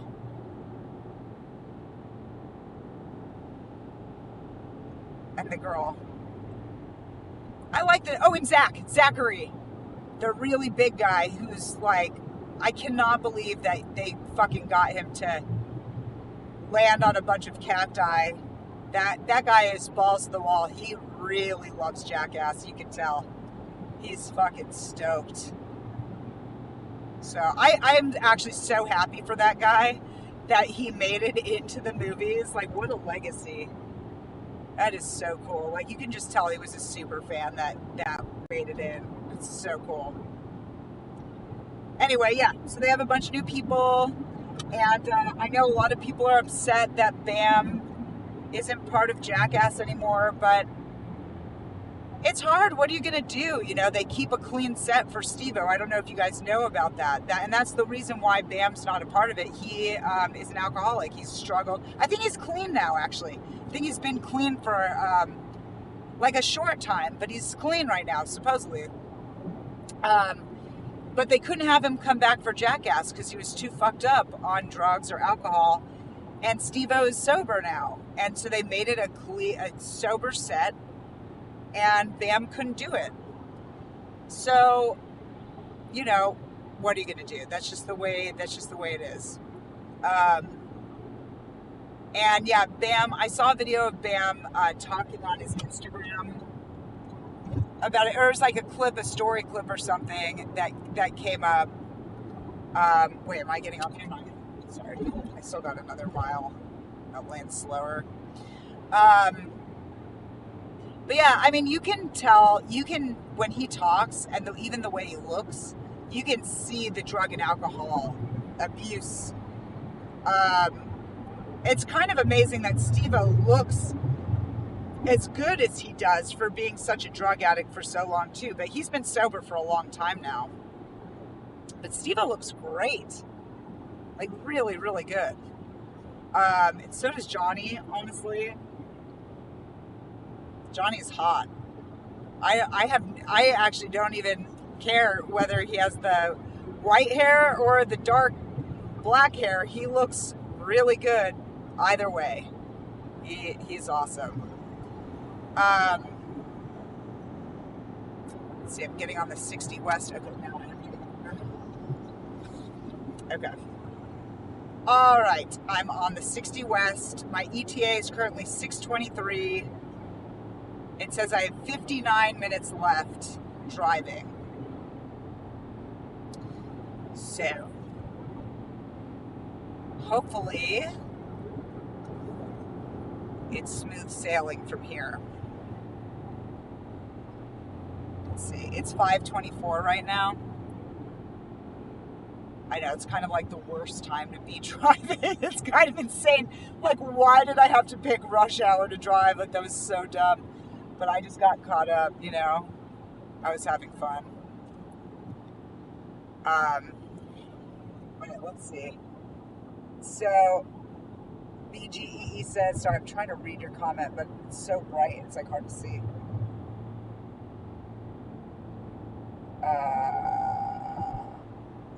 Okay, RIP says, what is real life? Mandy says, flying cars, self-driving cars.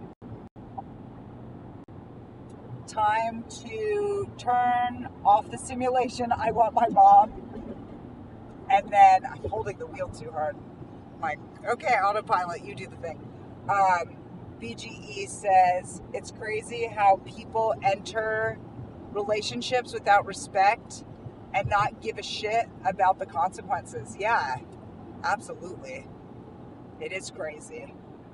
I've done it too, though. It sucks. Like, especially if, like, there's been times where I had my heart broken from a breakup. This was even like semi-recently, it was like maybe 4-ish months ago, um, I had this one friend that had been crushing on me for a while, and in between, he actually like dated this girl, and then they broke up. And their relationship didn't last for super long.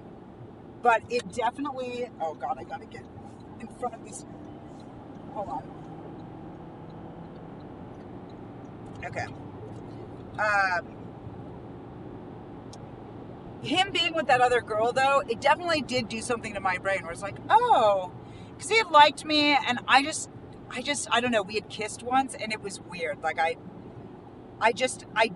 wasn't into it. And then, I thought it was because we had kissed twice, actually. The first time, it was just like a peck on the lips, and I liked it. It was nice.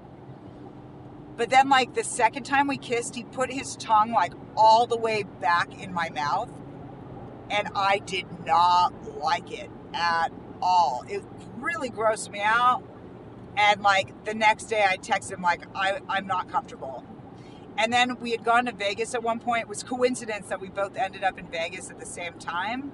He was with his friend doing some sort of technology conference, and I was in Vegas with my friend. I think we went to see Seinfeld do stand-up that visit. And we hung out with this guy and his buddy, and, you know, and it was cool. Like, we were having a good time. We were a little bit cuddly. But then he did this other thing that I hate, where he, like, put all of his weight on me. Have you guys ever experienced someone do this to you? Where he, like, gave me a hug from behind, and then literally it felt like he was putting all this dead weight on me. And he's a way bigger dude than I am. Like, this guy must weigh, like, I don't know, 220 or something? I don't know.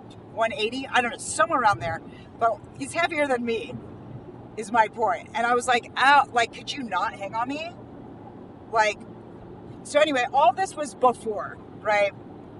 And I texted him the next day, again, being like, hey, you know what, I'm sorry, like, let's just be friends, because this stuff keeps making me uncomfortable.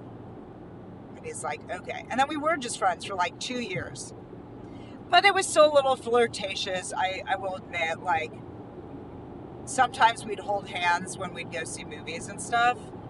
And this was like after his breakup, not while he was dating the other girl. I'm really anti-cheating.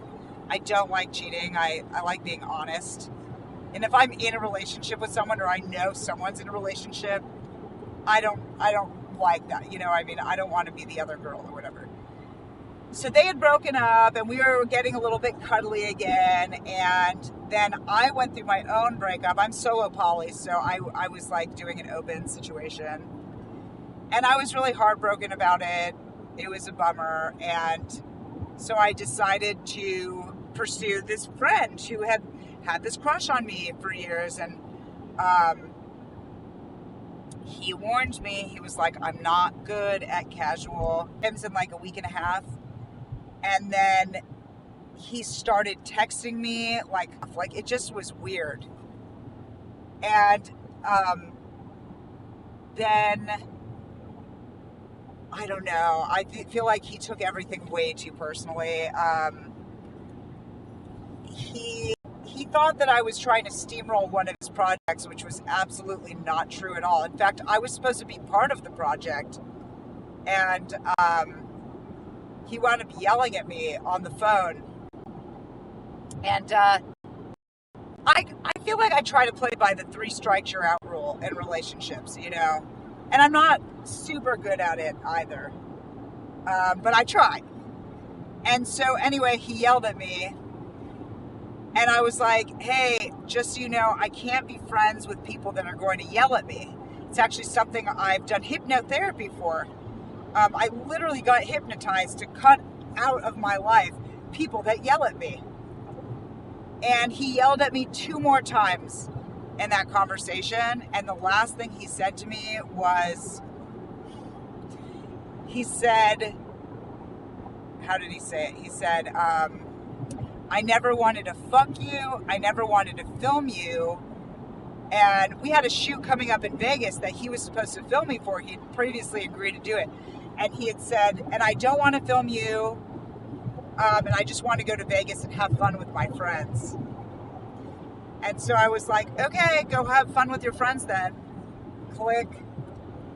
And that's the last time I ever spoke to him. And so anyway, I do feel like it's a little bit my fault though, because he did tell me I don't do casual. And I should have respected that and been like, okay, if that's fine, let's just stay friends. Honestly, I really, really wish that I just stayed friends with him, because we would still be friends if that was the case, and he would have never yelled at me. I think sleeping together just like did something to his brain. You know what I mean? I don't know. But I feel bad about it. I feel like I fucked up. Like I should have known that was a potential consequence, that losing the friendship was a consequence before going in. And so that's a bummer. I feel bad about it. He hasn't tried to call or text me, but he did he forwarded me an email for the Jackass Marathon that I went to a few weeks ago. And I did wind up going to that.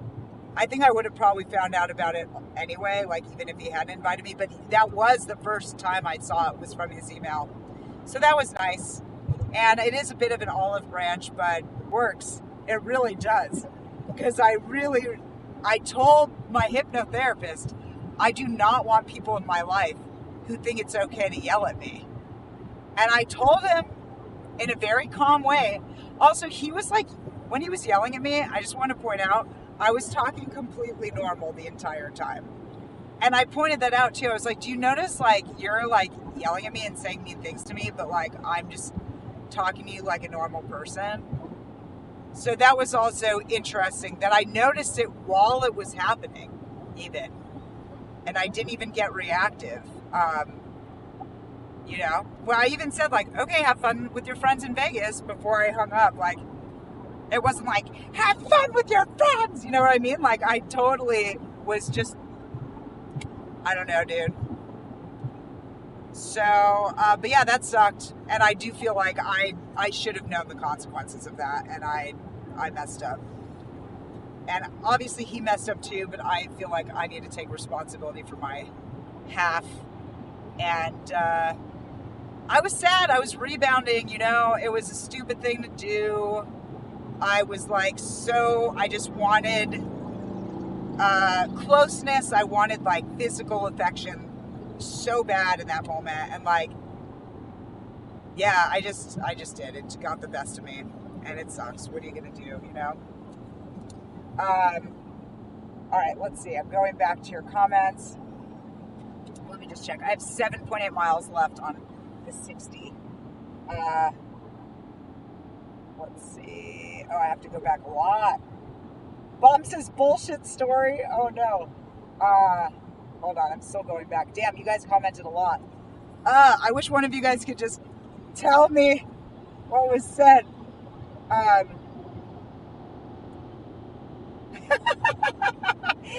I just read your comment, BGE, about how I probably protest and burn bras. Mandy says, too much tongue, gang, LMAO.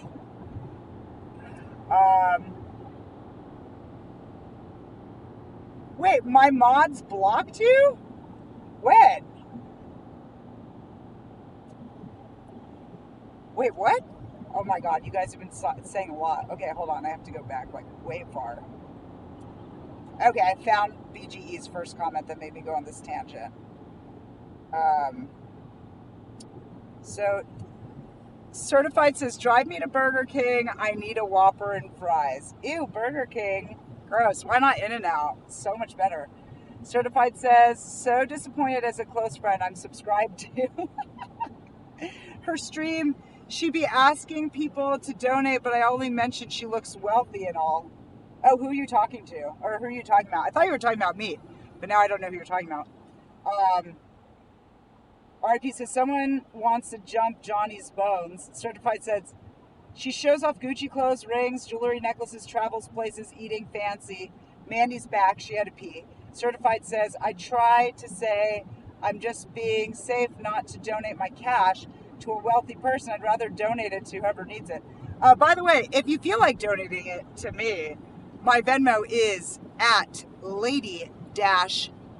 Not an underscore, a dash. At Lady-Beaver. But you know what? You don't have to give me anything. I'll do this shit anyway. So that's only if you want to. I'm a high school art teacher. That's, I'm not wealthy, but, I also have, it's a decent job. You know what I mean? So it's fine. If you want to give it to poorer people than me, they need it more than me. RIP says, and she asked for money for what? To buy more Gucci jewelry? Yeah, of course. Certified said her mods blocked me. Okay. So not my mods, this other chick's mods. Okay. And then RIP says, well, what do you do, Certified? And Certified says, my job. BGE says, you're confused because she's nothing like that. She probably protests and burns bras and all that. Certified says, I'm a Manhattan special. Oh, crap. I missed it.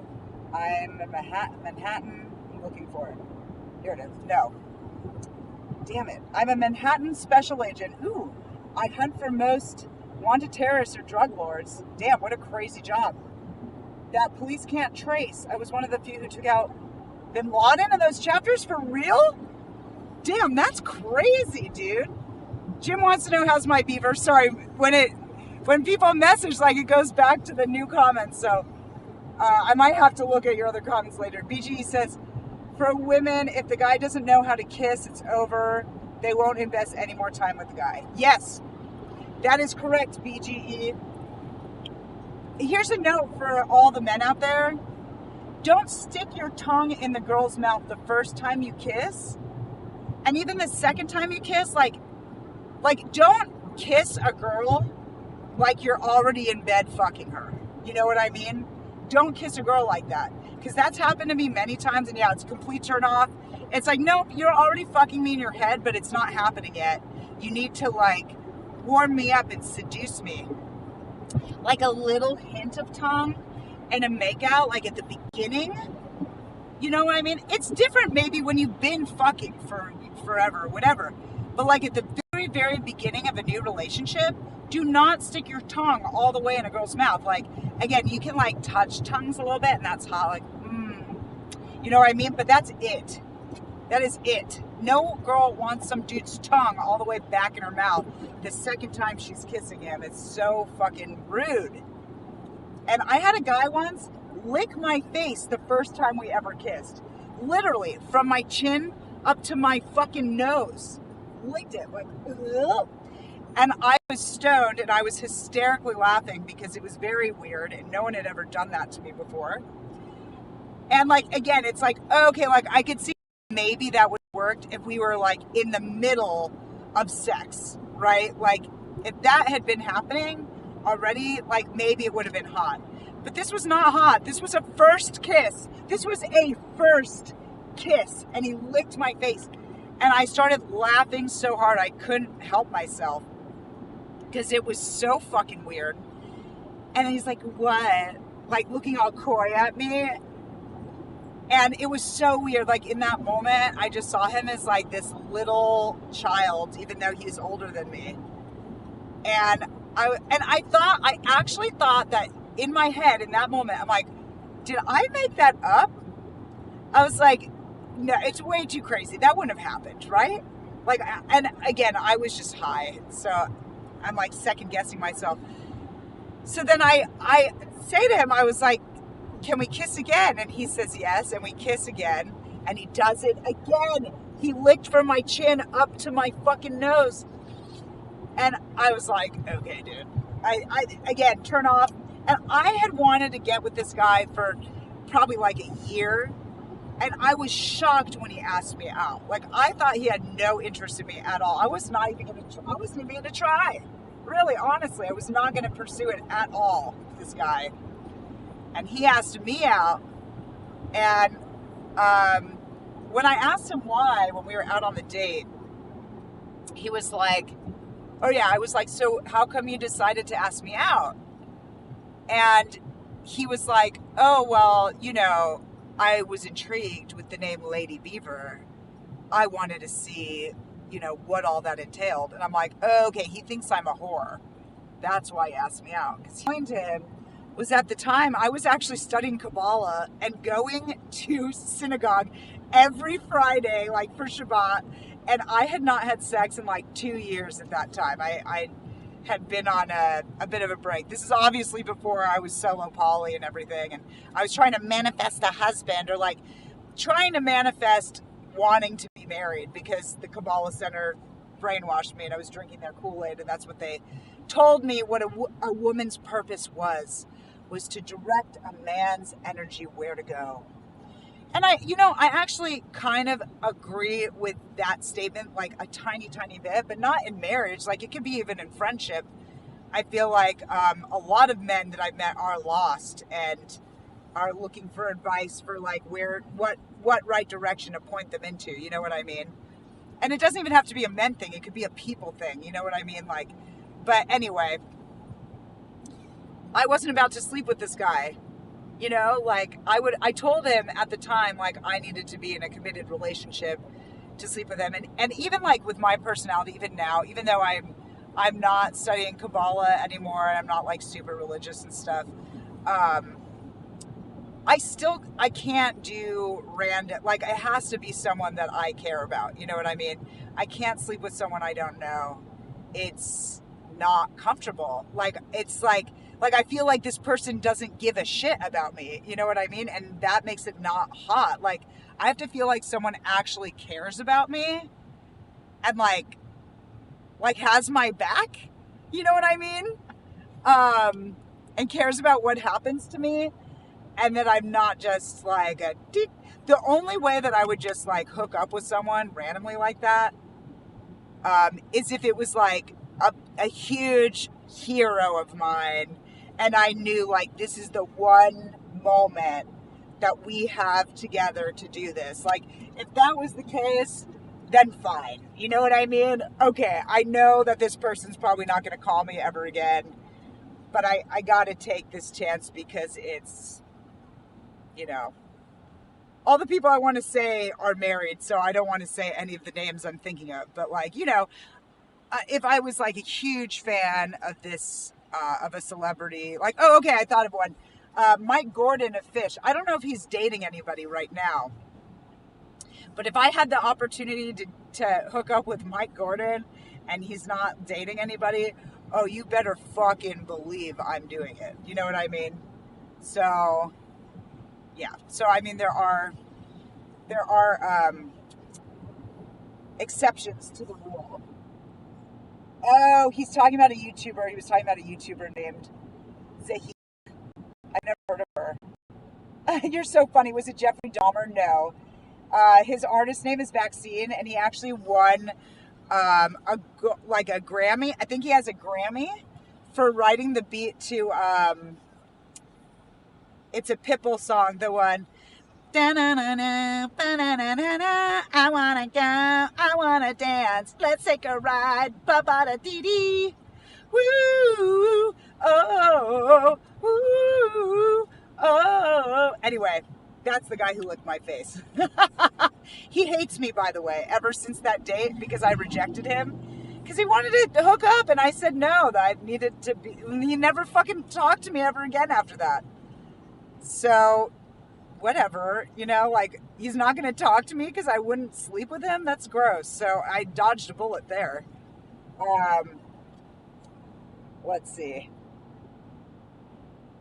She was crazy, but that was years ago. And then Jim says, how about Lenny Bari? I don't know. And then RIP says, like church lounge? I don't know. And Johnny's saying, yeah. But yeah, there was a lot of comments in there that got lost on me that I wasn't able to look at. So the nice thing with the Prism app is I think it allows me to go back and look at all the comments later. So Certified said a bunch of stuff I wanted to see. But yeah, that shit is trippy as fuck about being a secret agent and all that stuff. Like, by the way, my ETA now says 6:21. I'm making great time. Hopefully it stays that way. Knock on wood. Please, angels, help me get there on time. But yeah, I think I'm doing pretty well right now. So I should be able to stop by my house and go to the Alamo pretty quick. Okay, it says 10 miles until the 5. I think I'll get back in the fast lane. There's a slow ass van in front of me. All right, here we go. Yep, car's starting to accelerate. I still have it on autopilot at 72, but I've been going like 50. So let's see. Now it's up to 60. And it's 6:46 there in Wyoming. Nice. RIP says wrong location. Where are you trying to take me?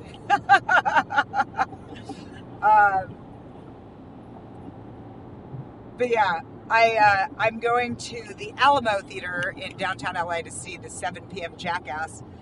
It was like almost completely sold out when I got my ticket. I am sitting in the corner in the back row, which I normally would never do, but the other option was just the front row, and I'd rather, I think, sit in the back row than the front row. It depends on the theater, actually.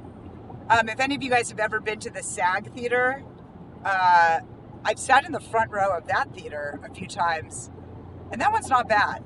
You're far enough away that even though you're super close, like, it's not, I don't know, I didn't feel like it was too bad, but I think at the Alamo wouldn't be great. I think it'd be too close.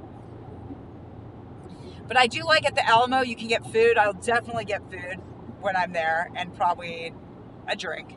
I do like that they have a watermelon mezcal margarita. I think it's called I don't know. They got a Rita. I don't remember. But it's very, very yummy. So I'll probably get that, and yeah, some food off their menu. Maybe I'll try something new. But I've had their breaded cauliflower bites that were really good. I did really enjoy those. I've had a bunch of stuff from there now, actually. I had their pretzels. There's like salt pretzels. Yum, yum. Very yum, yummy. Life in the fast lane. Love it.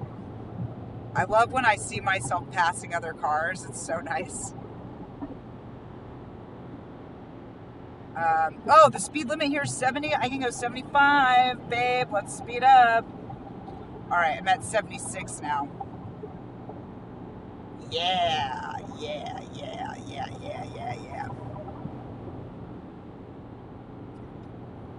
So, RIP. Sorry, I can't read. RIP says, for play is as important as the act because foreplay sometimes lasts longer. And then, we were talking about foreplay. John says pretzels are yummy, and then subject change. Oh, I guess people are too. Oh yeah, SAG is Screen Actors Guild. Thank you, John. Yeah, the SAG Theater in LA. It's beautiful, and I'm not SAG. I haven't booked enough gigs to be SAG eligible, but I have friends that are, and you get a +1. So I've had friends take me to the SAG Theater, which has been great, and. Women are like used cars. What? Shit, I didn't get to read the rest of that before it went to the new comments. All right, well, I missed that one. Oh, this guy behind me he thinks I'm going too slow. No, I'm not going too slow. There's a person right in front of me. I'm fine. Okay. I know I'm in the fast lane though, so I liked it when I see other people get upset that I'm not going like 80, I'll get over, but right now we're good. Okay. It's a good subject. Sorry you can't pick what she wants to talk about. What? John says, you're very welcome. Storm says, hi. Hi, Storm. And RIP says, minors enter the chat, BGE. Are they? Are there minors in the chat? How young? How young are the minors in the chat? If you're a minor, please state your age. we just don't want to traumatize you. You know what I mean? We don't want to say anything that's going to upset your parents.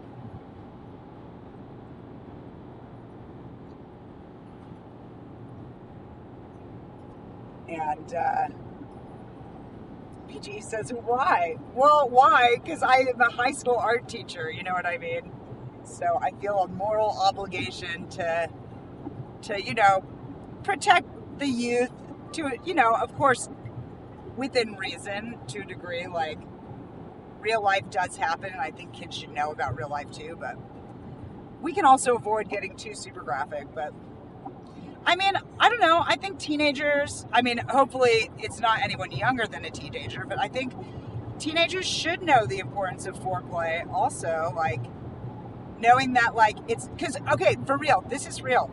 My sister Megan, when she was like 12 or 13, I remember she said to me and my friend, she was like, when I lose my virginity, I'm not going to do any of that foreplay stuff. I don't want to kiss or anything. I just want him to stick it in.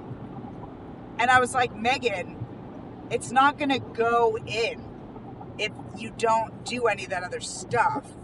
And she didn't understand that. And I had to explain to her that, like, foreplay is, like, it warms up the engine. You know what I mean? Oh, yeah, you were saying, this is why you were saying girls are like cars. Okay, I get it now. Yes.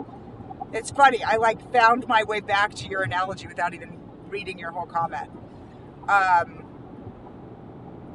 then also, like, romance, it doesn't have to all be, like, super physical. It could be romantic, like, write a letter, write a song, draw a picture for this person that you like, like, just express words of admiration to them, just like how beautiful you think they are. Like, all that stuff could be considered foreplay too, in my opinion,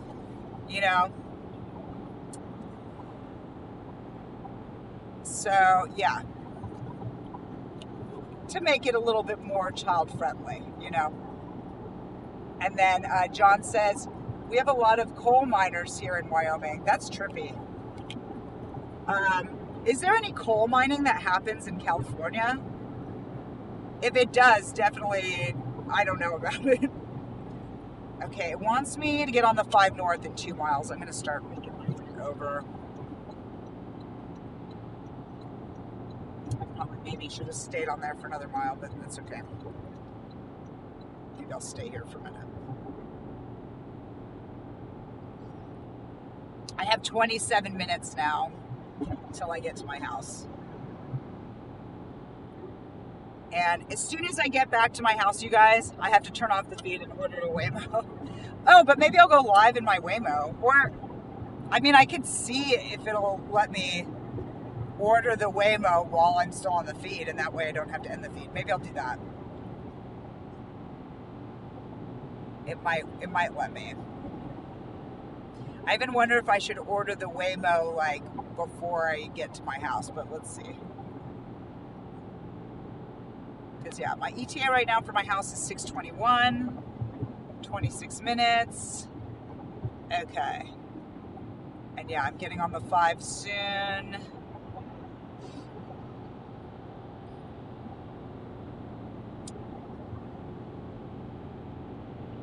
Okay. But, yeah, it'll be good to stop at home because, why is it having me get on the 5 and not the 10?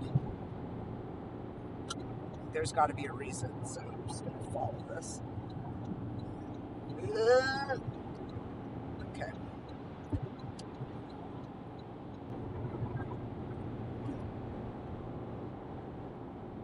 Okay. We're going on the 5 North. I'm not quite sure why, because I do live off the 10, but I'm just guessing it's because it wants me to avoid traffic. Okay, yeah. Oh my God, it's so bad. The traffic is so bad. You guys, I'm not going that way. Fuck, and I missed the fucking 10. Now I'm on the 101. The 10's bad too. Alright, I'm on the 101. It can reroute me. That shit was bad. Oh no. Okay, well, I could see downtown at least in front of me. I could see downtown. I wonder if I could figure out my way to the Alamo just looking at downtown.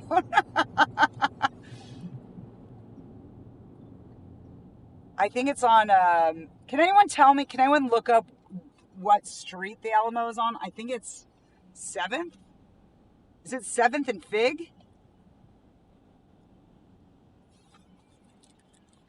Okay, now my ETA went up to 624, but I'm gonna see if it'll let me put in the Alamo address. Maybe I can even drink a booch in the parking area because I have booch in my trunk, before I it's worse than San Diego. But it's been bad in San Diego too. I've definitely experienced it being bad. Um, Going to Anaheim, oh man, driving to Disneyland is rough. I feel bad for people that live in Anaheim and actually commute to Los Angeles. That's awful. Okay, so in point 0.4 miles, it says to get off on 4th Street. Oh wow, I ended up making the best last minute decision. I'm telling you, the freeway was all the way backed up on both the 5 and the 10. I was like, no, no, no, no, no, no, no, no, no, no. Yeah, and this is great. I'm about to get off the freeway. So I'm actually right underneath the new bridge, the Los Angeles bridge. Do you remember when people were doing donuts and shit on the bridge after it opened? Wow, people have already tagged it like at the top. That's crazy. Here, can I turn my camera on? Oop. Can you see it?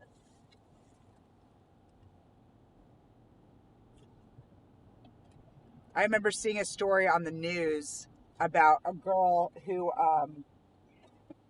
whose car got totaled. She just got a brand new car, but the guy who was doing the donuts smashed into her car and totaled it.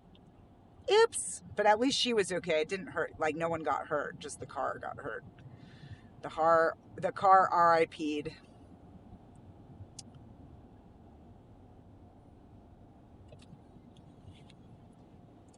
John loves donuts. Donuts have warmed up on me like since I started teaching because they always have donuts in the office. So I do like donuts more than I ever have. But I'm for sure a bagel person if I had to pick. Oh, you found the address. You're so sweet, RIP. I did get it on my Google Maps. I don't know why Waze wouldn't work. I kept clicking on Alamo and it would not do anything. I don't know why. But yeah, Google Maps worked right away. So I just used a different navigation system and it's fine. It's chill. I'm so happy I'm going to be on time. Thank you, angels. Thank you. They were listening to me. They were listening. I'm not sure. Downtown, my service is really bad. So as soon as I get into downtown proper where the buildings are tall, I might lose you guys. In which case, I have to go for the Jackass movie anyway. I can't live stream that. So, I'll just see you the next time if that happens. So if we disconnect, just know that I love you very much and thank you so much for being here. But we still got a little ways. I can see the buildings. They're a ways that way. BCE says, it's not like minors aren't going to learn this anyway. Sorry, but this is real life. I mean, yeah. And they also have TV and the internet. And I'm sure they've already looked up a bunch of stuff already. Every once in a while, I do meet a kid that's super innocent and they know nothing. And I'm always shocked. And a lot of the time it's because their parents are super religious and they're just very overprotective and unrealistic. And it's interesting. I saw RuPaul on Jimmy Kimmel and he was talking about how we've gone backwards, that people used to be a lot more open and forthcoming about things. But he really thinks it's the parents, parenting styles of this generation particularly. People have been trying to shelter their kids from a lot more stuff, I guess. But to an impractical level.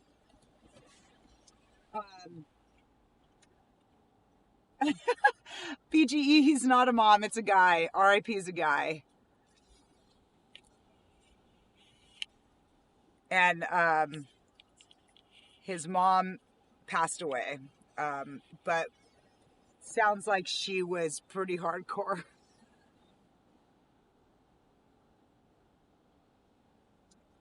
Let's see, did I miss anything else? I don't know. All I see is Alamo stuff. So that's cool though. Thank you so much, RIP, for finding the address for me.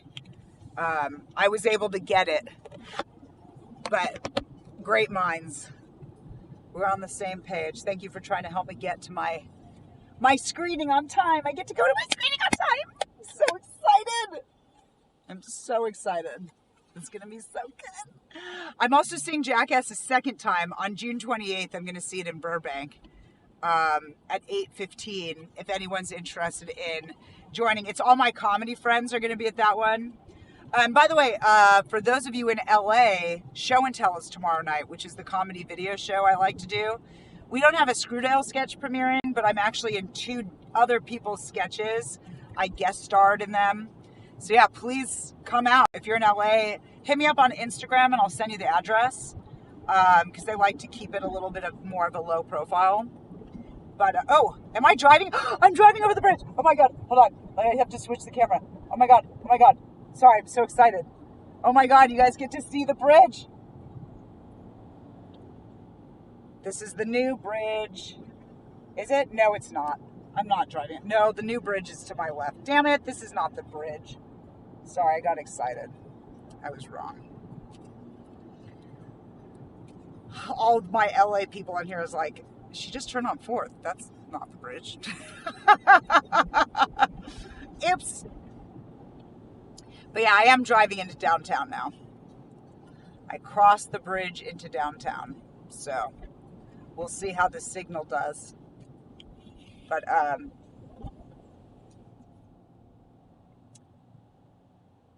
oh, John, your mom passed away in 2012. I'm so sorry. And RIP's mom passed away on Christmas. Sorry, guys. Let's send a quick vibe to all the moms. All the mom energy. Yeah. I'm very lucky that both my parents are still alive. I'm going to knock on wood on my head. Oh, yeah, Christmas is a bad time to lose someone, for sure. And break up, too. I broke up with someone, or I didn't break up with someone. I got broken up with on Christmas one year. And I'm Jewish, but Jews still, like, do Christmas stuff. You know what I mean? Like, Christmas is still a thing for Jews. It's normally, like, family, movies and Chinese food day, but it's still a thing, you know? So, yeah, yeah,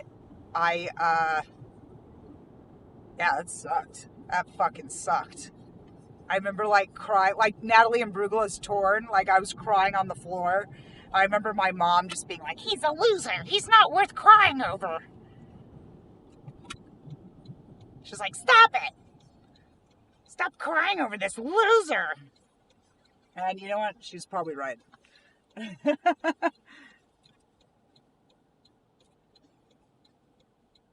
Yeah. Yeah, I guess not the best subject, but you know what? It's relatable. We're humans. It happens. You know, people die. We all die one day.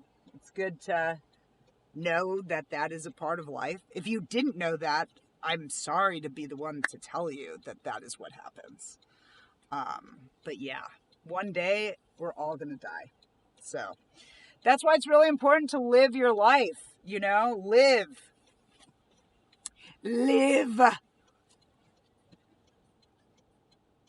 Like seeing the Jackass best and last movie. I'm so excited. All right, it says my ETA is 6:21 for the theater. And I'm just going to park in, there's a garage like right next to it. I'm just going to park in that garage. And it probably costs money, but they do validate at the theater, so it won't be as much money. It'll be cheaper than I would have spent on the Waymo. So that's something.